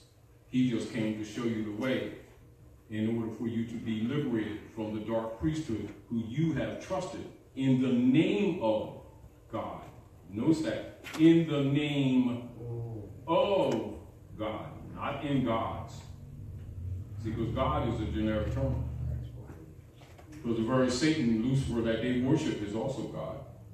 This is why the priesthood will always throw the word God around loosely, like it's the name of the supreme being known as the masses who can't read, don't know better. They're like little boys and girls. And those are the major ones he rapes. Those are the ones that they usually make their living off of. You know, and then they use them against people who wake up to attack them like little minions, like little demons. Always talking about love. And as soon as you don't get Reverend Jones $5, they want you to take your children on I-95 at lunchtime and play. And want you to be burned and in hell and all that stuff. Misery. They're very hateful and dangerous people. But if you watch them, they let their demons out. As soon as you don't get Reverend Jones $5. Jesus is head. Islam. Since we know that God is a Middle English it means origin, good. It means good. It's not a negative, it means good, yeah. Well, my question is, what in the references within the Bible where God is mentioned, I'm assuming that were there other terms that it probably replaced. I mean, what is a monad, for instance? It will give you, like if you go in the Schofield Bible, it'll tell you Allah. That's why a lot of priests don't expose the Schofield Bible. You know, like scholars have it. But most of the, and then in others they'll say Abba, A-B-B-A. And then one Allah, Abba, Adonai. You know, but the deal of it is, if you're going to represent what you call the positive or the negative gods, then you must name the God. It's no different than we say woman. So I think it's 1, 2, 3, 4, 5, 6, 7, 8. Then you say, well, which one? No big deal. You know, be specific. So I'm talking to Dr. Nailah. You understand now? Somebody else might be named Nailah, but most likely not. You could be, but then we'd have to be specific, wouldn't we? So it is. You know, this is the reason why most of the dark priesthood will never teach people ancient religion principles or the Kabbalistic principles from which modern dogma in the name of religion is presented to the masses for mind control. This is why a lot of scholars who really know the truth of history will say religion is the opiate for the masses. I suggest that that's a misuse of word. They should say dogma is the opiate for the masses presented as religion. Because religion has been given a bad name by the dark priesthood themselves, who keep pretending to be religious, although they know religion. You know, that's why they will never tell people, as an example, say, whereas anyone that has any scholarship can easily, say, go to an ephemerides and then go to a sequential study of history of dogma systems in the name of religion and prove that all your major holidays are based on the movement of the moon.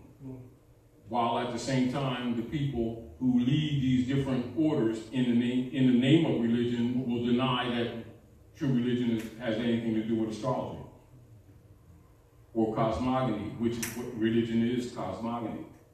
But then they would have to break down the cosmological ephemerides nature of the books and then have people start guiding their lives aright without the priesthood, because you would no longer need the priesthood. You see, once you learn the truth, you don't need the middleman. You know, and we were talking on the way up. This is one of the things I had planned to do, but I've been quite busy. Of course, you know that. I'm going to do that. I wanted to print off chapter 8 of the chapter from Book of the East, of the Silent Brotherhood of the East, and I think that's one thing that should be shared with the masses. Also with your heart, if it please you, to take that chapter, and I was reading a couple of them with that typo error, but I want to fix that and present it to you, and then structure it and just share it with people. Okay. You know, and then you can also see why a lot of priesthood don't want people to get their hands on any of your Eastern culture philosophies, because it will expose the priesthood. Just like all of a sudden you seem like a neon sign. You do, you know, but as long as people are in darkness or we're not aware how things work. I mean, see, this is the deal. When people are steeped in belief systems and trained that the belief systems constitutes religion, the dark priesthood already got them. Do you understand? Let me show you something. Y'all got this? If anybody don't have this, go ahead and take a photo of it so you can study it later. Because we can, you know, concept wise. Everybody got this? Yep. All right.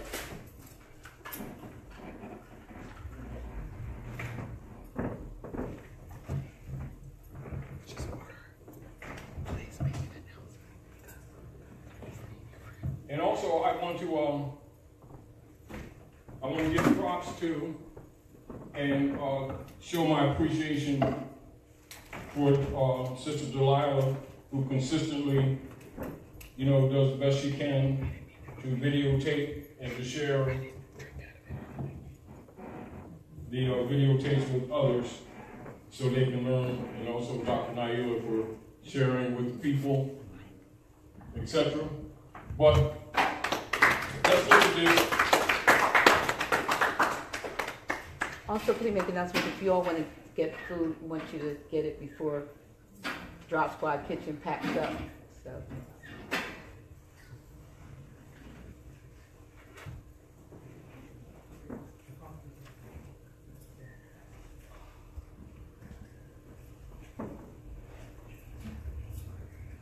And part of even the question that you asked a little while ago, Dr. Nailah, is why I did the book, Wardship Dispeller. Yes.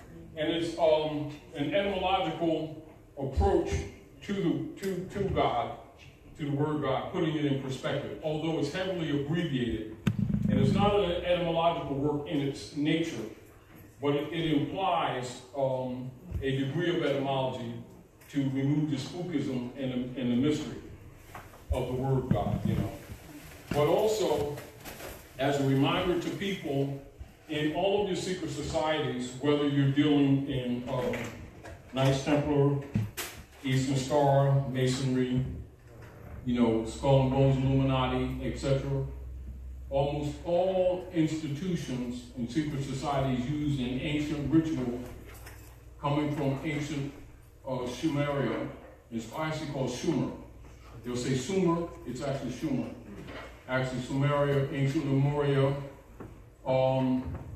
ancient Hikupta, which is codified as Egypt. Egypt is the password. It's really Hikupta, right? And they'll have a cube,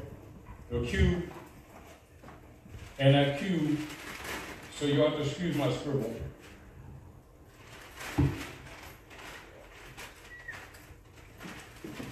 And they'll make an altar. They're called an altar. And they make it out of usually seven rare woods. And there's another lesson, our relationship with plant life.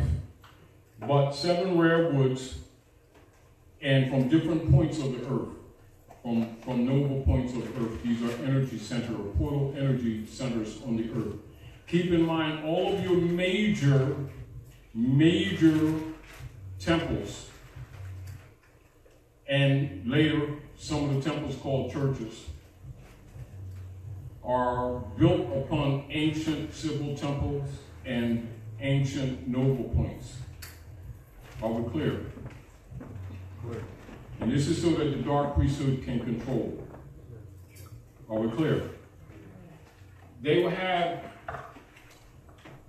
these altars, and they would dress them up as an example, say maybe like this, and they'd be in gold and silver, and sometimes in your more ancient ones, rare jewels, etc. And these altars will be made out very elaborate. Sometimes they have inlaid woods in them and stuff like that. I mean, they're very, very, very fancy. I mean, like, you can forget affording to build one if you really want to get serious in your ancient altars. A lot of them have been preserved. And in your modern era, some of them are extremely expensive, but still imitations. Your more older ones are literally priceless, meaning that you couldn't even put a price on them. Do you understand? And then what they would do, they would kneel, they would raise someone like to the priesthood, and you kneel before this altar, and they'd have on the altar old, say, like 4 Vedas, or Quran, or Septuaginta, or in your more modern term, Bible, and usually it'll turn to Ecclesiastes, etc.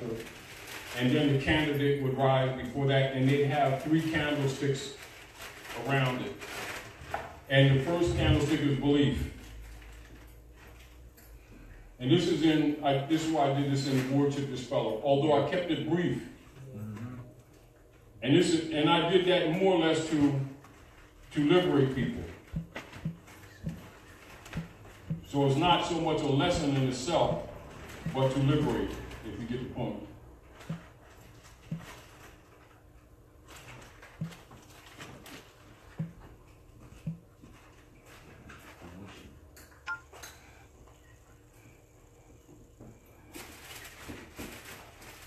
So they symbolize, in the first light, it symbolizes belief as like a beginner, like a little child, something like that, And then the middle light is faith, and that's as you begin to get some learning, start exercising, testing things and stuff like that.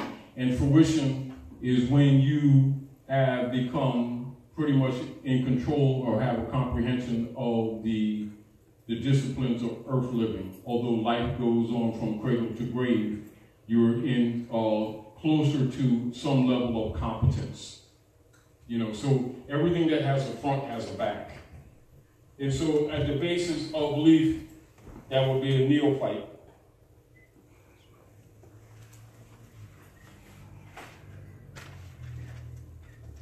Or you can call it beginner.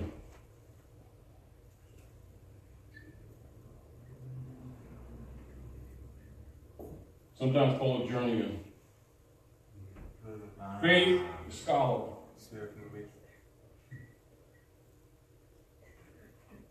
And fruition is master. And so when you get anybody that's an imam, a rabbi, master mason, Knights Templar, Skull and Bones, Thule Society, they're on that third light. Do you understand? In this degree, You're not a rabbinate. You're a rabbinate when you get in this degree. You understand? You earn this degree. This is why the masses, for the most part, don't even know this. Most of the masses aren't even aware of this degree. They know, they heard this before, belief, and they heard this before, faith. And most of the masses, you present this to them, their eyes get crossed, they don't know what the swell you're talking about. But yet all the priesthoods know what that is because that's where they got their degree. It's their masters. Now the problem that you have is the corruption is here. That's where the problem is. And they've been taking advantage of these people, keeping them suppressed into the lesser light.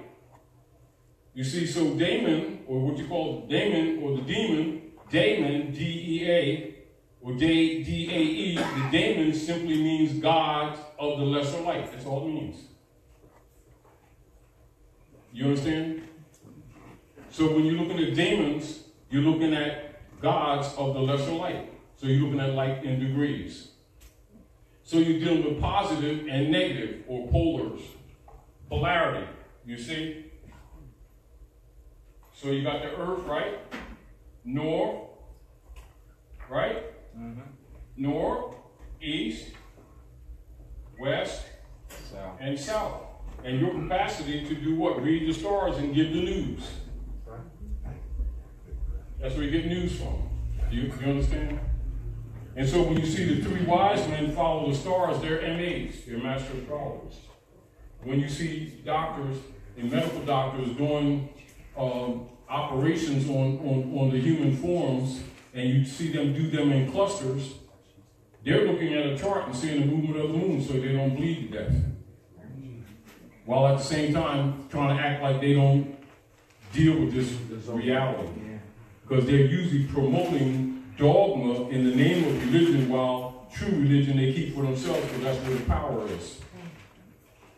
Do you understand? Like when people in hospice,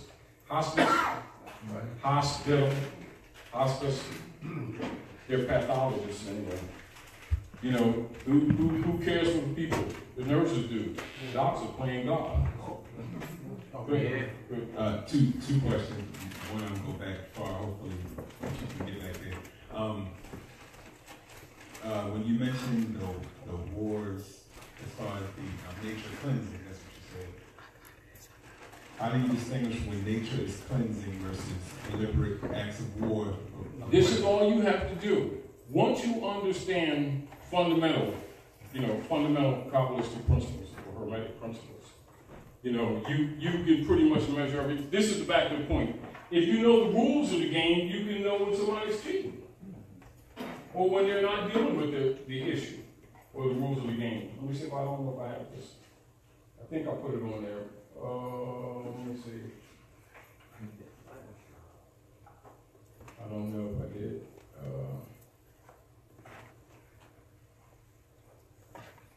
There's certain elements of jurisdiction, so again, I think I'll put that on there, right? No.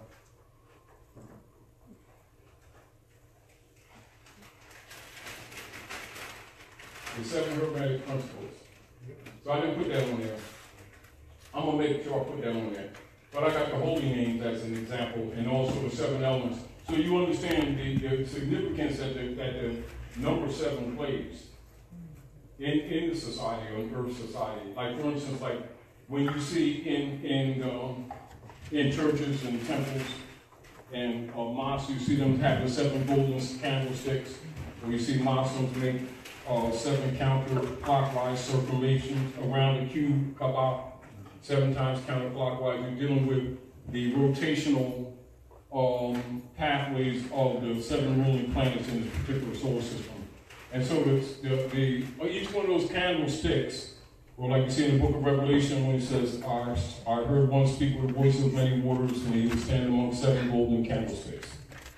Well, those candlesticks are called Eloi, 7 Eloi.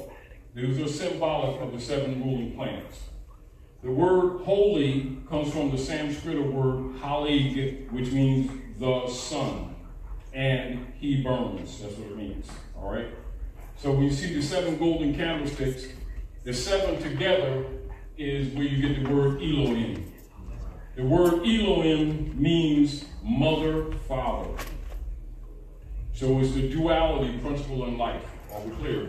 So it's not some, man, God with a turban on, sitting on a cloud, on a throne in heaven and stuff like that. It's mother, father. Do you understand? And so the priesthood makes the people think that Elohim is singular. So they'll say, the Elohim means God. Yes. But they didn't qualify. So he means mother, father.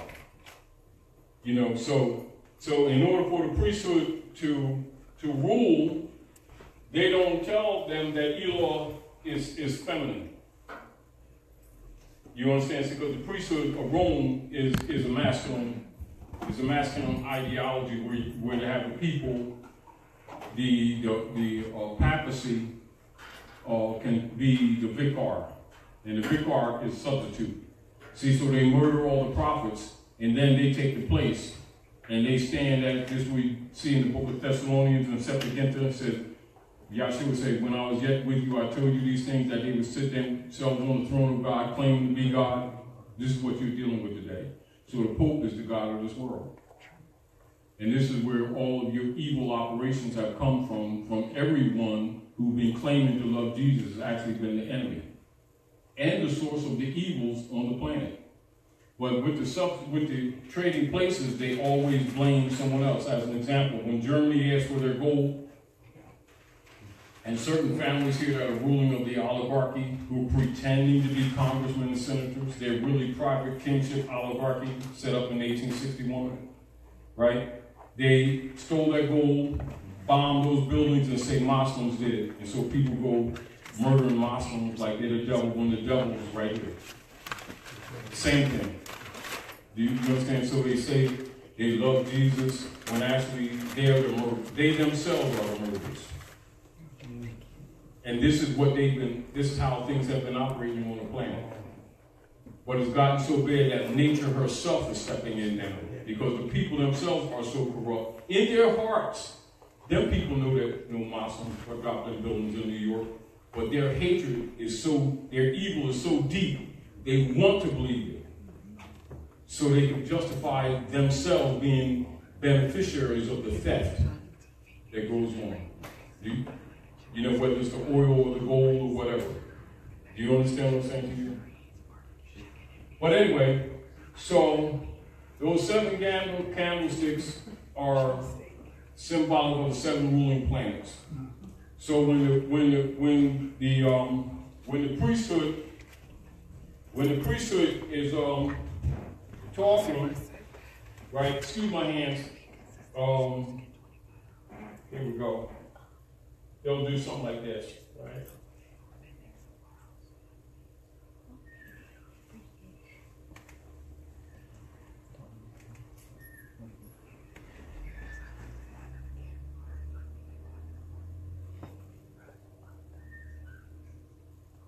So you have to excuse my scribble. I ain't that good.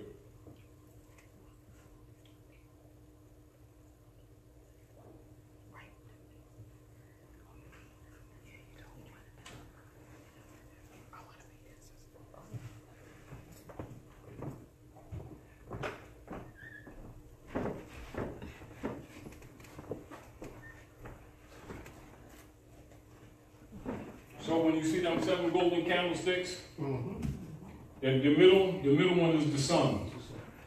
Then you step out, the Venus, Mercury, blah, blah, blah, out, including the moon, etc.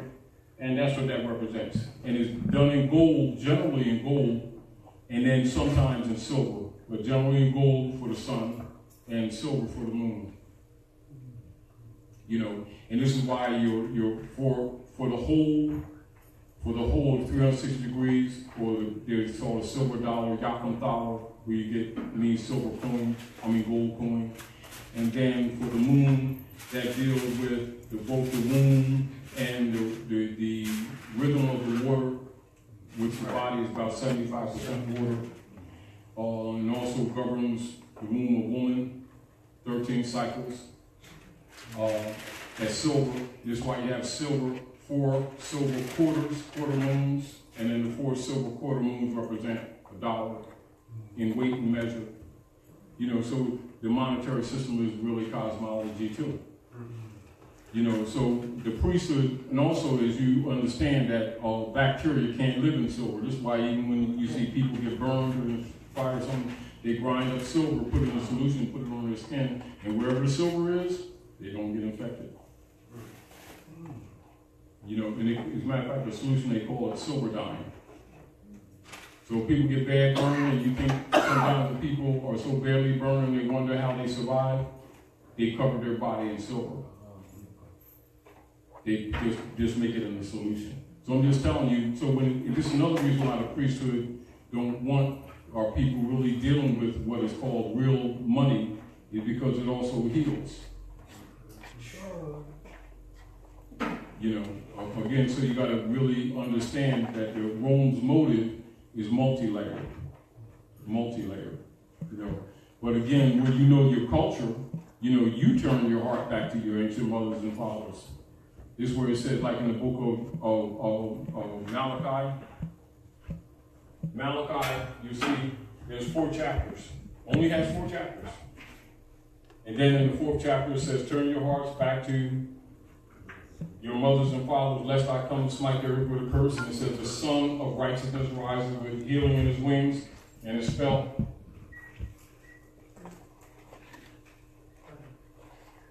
And the priesthood tells them it means that. When it's actually the sun right there in the sky. They don't even hide the spelling. You know, but that way the priesthood can take some of the karmic debt. See, because they tell the truth and then lie right behind the truth. You know, if they take God in heaven, then turn around the next sentence and say, Satan is the God of this world. Yeah. See, so they let themselves off the hook. And then tell the people that God is the name of the supreme being. You see, so they relieve some of the karmic debt, then the people buy into it, and all they see is broken families, broken up communities, broken marriages. IRS takes all their stuff, and they sit around telling their children about salvation with their hypocritical selves. But nature does not recognize our BS. Again, you know, so the problem that we have, really, us collectively, all of us, is being willing to deal with truth. Not that truth is not available. It's just that people are steeped so deeply in their hypocrisy that they don't want to deal with the truth, because most of these institutions will come down. Because most of them is built on falsehood. And people in their heart know it is. It's just like a drug addict. Like, you don't go to the warehouse where all the druggies are and have discussions on how bad drugs are. Don't go past the first floor because they might throw you out the window. He gets a lot on the first floor, and maybe second, third, you're in trouble. Let's have a discussion on the damaging things of drugs. Gather around, everybody. Don't stand there in the open windows. They might toss that. You know, and likewise, you know, when you start talking about the ancient Kabbalistic truth, metaphysical truths and the operation of the universe, you don't go to church lines and synagogues and talk that way. They throw you out on your head. Talking about Jesus' name is Yahshua. Don't you be going to bring that stuff in there? Well, Jesus said, Assalamu alaikum. Oh, he's some kind of Muslim. They be ready to lynch you. Because they really love Constantine. See, but you know, everybody ain't supposed to know that. Go ahead, good brother. And the last question was, Nailah, she jogged my memory of something I was reading. The symbol of the pyramid is self. I am the first monad. Yeah, monad. See, when you deal, also it's called Atman. Monad and Atman in religious philosophy are sort of like synonyms. And it's like in referencing to that super atomic light pin of light that is in the body form. Like in the body form, which is, you can look at it as a container. But the Atman or monad is that spark of light that is in it that must develop. And it is essentially a reflection of the real you or the real self, divine, that cannot be extinguished.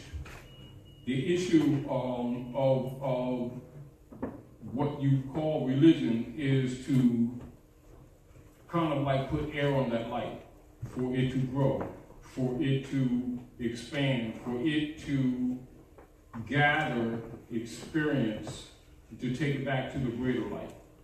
So when you're talking about Atman or monad, you're talking about that spark of light, the divine, or the Allah in you that you hear. Now, again, when people are taught the truth of religion, they would be made aware of that. Now, so you have the monad, which is the spark of light. And then with the spark of light into the physical form that we call these bodies, then the monad becomes a nomad. The N and the M are interchangeable.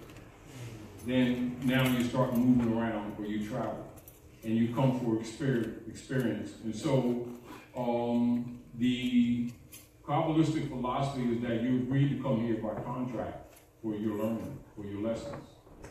And not that it's not that there's no place for you to enjoy here. It's not that.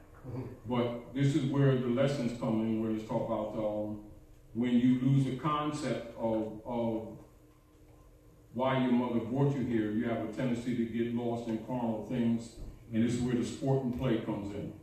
When it reminds you to keep that balance. When you spend too much time sport and play and you forget why you're here, understand that you will recycle, because this is a school. You know, the earth is a school. And the priesthood also don't want the people to know that, because the priesthood controls the people by teaching death when there is no death. You know, this is another way that the priesthood can cycle on people. And actually, if they choose to, with the science be here actually for hundreds of years, and actually suck off the energy of people, and people have cycles of 70, 80 years, and most of them don't get too past that. And the priesthood can just change your bodies and actually be living off them, and they don't know that you can live for 1,000 years. Easily. If you understand nature. But we've gotten so far away from her, and we've gotten so disrespectful that, you know, a lot of this misery on the earth is because we don't know our monad existence. And the priesthood ain't teaching it. Go ahead. So is that in correlation with the electronic color code system, like from 0 to 9? Well, yes. Yes, that's part of it. But this is also where you get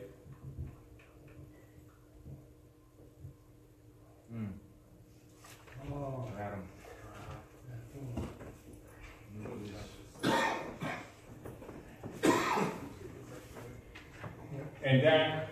and then for children you get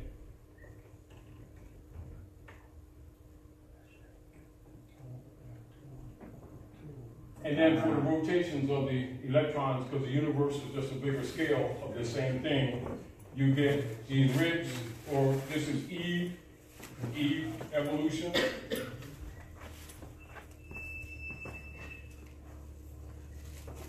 And so for children, you get Eve.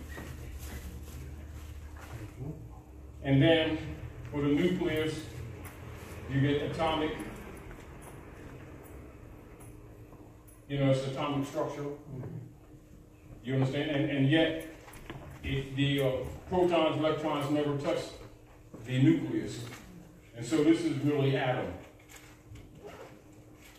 And the buildup is the evolution. So that's really Adam and Eve. But that's for adults. And for children, you give them the anthropomorphic, that Adam and Eve was first man. That's live.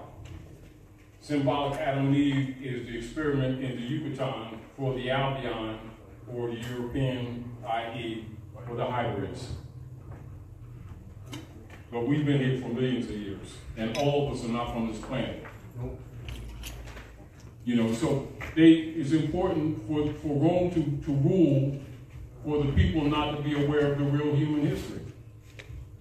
That's their power. That's why they call the father of lies.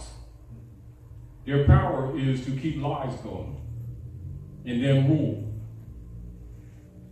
You see? But again, like once you understand these fundamentals of how Rome operates, you can pretty much liberate yourself. Because your mother imprints you. You already have it already in you. This is why it's so important for Rome to put what you call polar chips in people, to neutralize you. Because your memory is in your cells.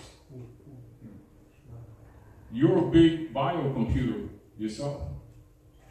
You know everything already. You know, it's just that you're cut off. Not necessarily cut off in the sense of cut off. For your experience here, the veil is pulled. And some children, according to how the energy of the mother is, some children, you know, come here and they're already trying to start off where they left off. They just got little bodies, so it's kind of difficult for them to get some things done. But again, people who really understand how things work, that's why, like in a lot of Asiatic culture, they don't name the baby until they look in her eyes to see who she is. But we got so far away from the culture that we really are asleep. And this is why the demons are feeding on us. This is why Jesus was telling Lazarus, get off from the rich man's feet. What he's saying, you got the world's largest estate and you begging. Get your ass up. And he said, I'll come amongst my own and they receive me not. Meaning they want Rome, so now we got them. Now they mad? They shouldn't be mad. They can't say that they weren't rescued. They were. Multiple times. But they're so corrupt now, it's kind of necessary to kind of clean the slate and start off fresh with what's left. And that's where we are right now. That's what people need to understand. They're in greater danger than they think they are. These belief systems that they've adopted from Rome is pointing to death. And they're really about to get like serious this time. Because the stuff is getting so bad that the earth is out of balance. So to clean the earth herself is going to start cleaning these people because they don't know she lives. Right. They're so busy doing their idol God worship and defiling the earth, and she's getting ready to do some extinguishing things. Oh, the devil did it. Well, I think you better look at Mother Earth getting tired of y'all. You know, it's another reason why it's important for people to really start getting back to the real culture so that they can get into themselves. Because they're looking for idol gods outside themselves. It's not outside. Never was. Until Rome got us to believe in that. Do you understand what I'm saying? And we got lost in it. Thinking we're going to the divine and we're actually going away. But along that path, they can feed. See, that's why they need you in the dark. That's why they do expurgatorius, index prohibitorum. Now, for the masses, loosely they refer to it as the great book burnings. What it really is, certain literature is prohibited to be exposed to you, and some is burned from you. This is why so much effort is put by Rome to keep certain information from the masses. Because if you free the masses, you know, even their own energy will start burning these vampires. So it's important for them to have you not know yourself. But also for your own salvation, it's important for you to know yourself, because those vampires intend to get rid of you.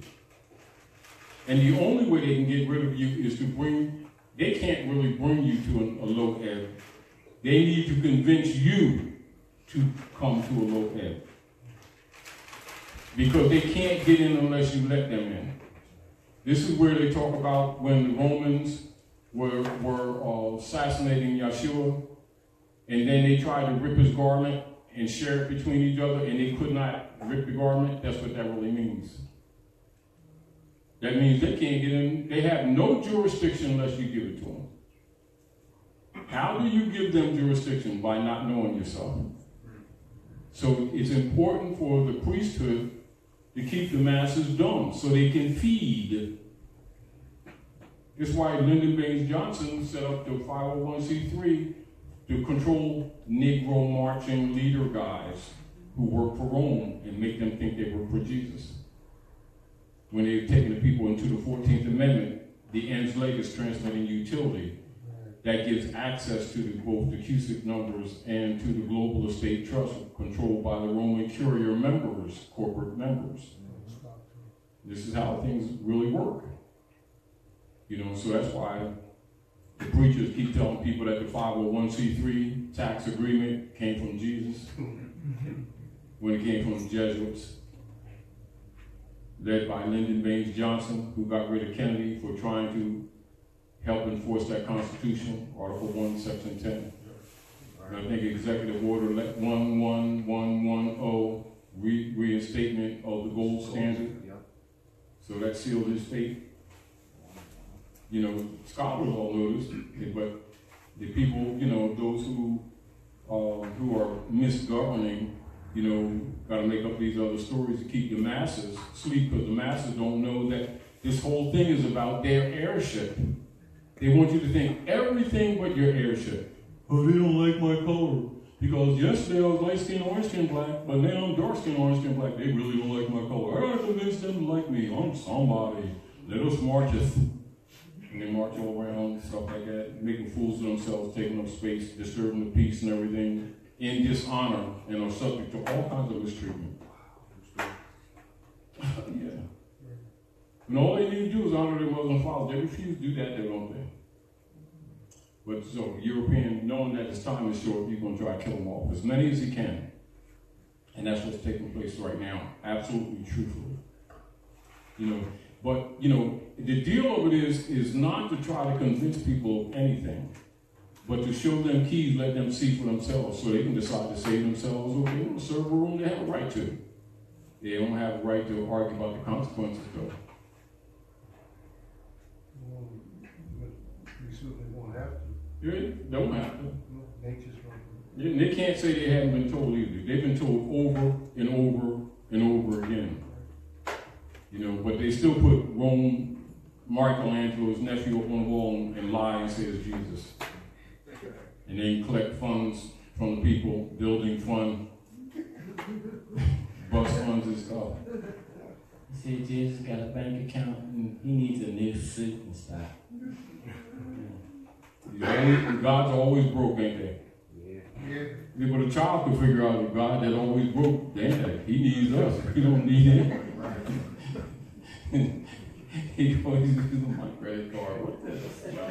They put ATMs in spots now, make it convenient. That's crazy.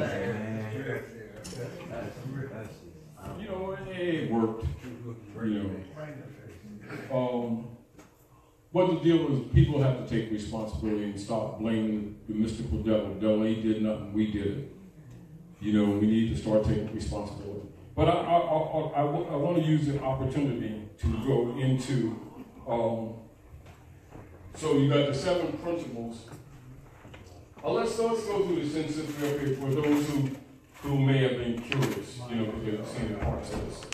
So, holy names of the 7 Eloi, the 7 days. So your 7 days are actually named for the 7 degrees or the 7 ruling planets in this particular solar system. Notice that this would vary as you go into other solar systems. All right? So Sunday is the first day of the week and is ruled by the sun. So the planet sun is Sunday.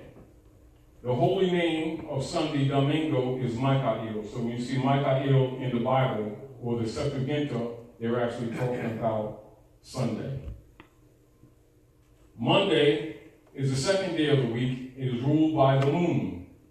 The holy name for Monday is Lunes, which is Gabriel. Tuesday is the third day of the week. It is ruled by Mars. The holy name of Tuesday, Martes, is Zamael. Wednesday is the fourth day of the week. It is ruled by Mercury. The holy name of Wednesday, Mercoles, is Raphael. Thursday is the 5th day of the week, is ruled by Jupiter.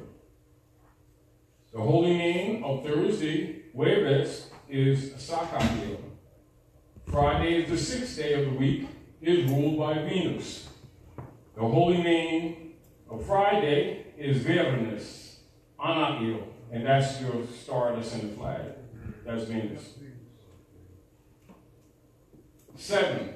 Saturday is the 7th day of the week, is ruled by Saturn. The holy name of Saturday is Sabado, is Casael. A day is that period of sunlight between dawn and nightfall, and is that time or interval existing from sunrise to sunset. The word holy is derived from the ancient Sanskrit word halig, which means whole and sun. A week is that period of measurement of 7 consecutive or successive days. The word day is derived from the word degree and relates to the 24-hour period during which the Earth completes one full rotation upon its axis. This is called a solar day. The 7 days philosophically have holy names and are ruled or governed by 7 major stars or 7 planets in our solar system. These attributes or holy names have been passed down to us from our ancient foremothers and forefathers. In harmony with the divine order of nature, each singular day is called an Elah. The 7 days or 7 stars together as one are called Elohim, expressive of the mother-father principle, and applies to the 7 singular Eloah in their plural form and in their cyclical oneness. The ancient cosmosciences involving the 7 days have been traditionally taught to neophytes and scholars alike.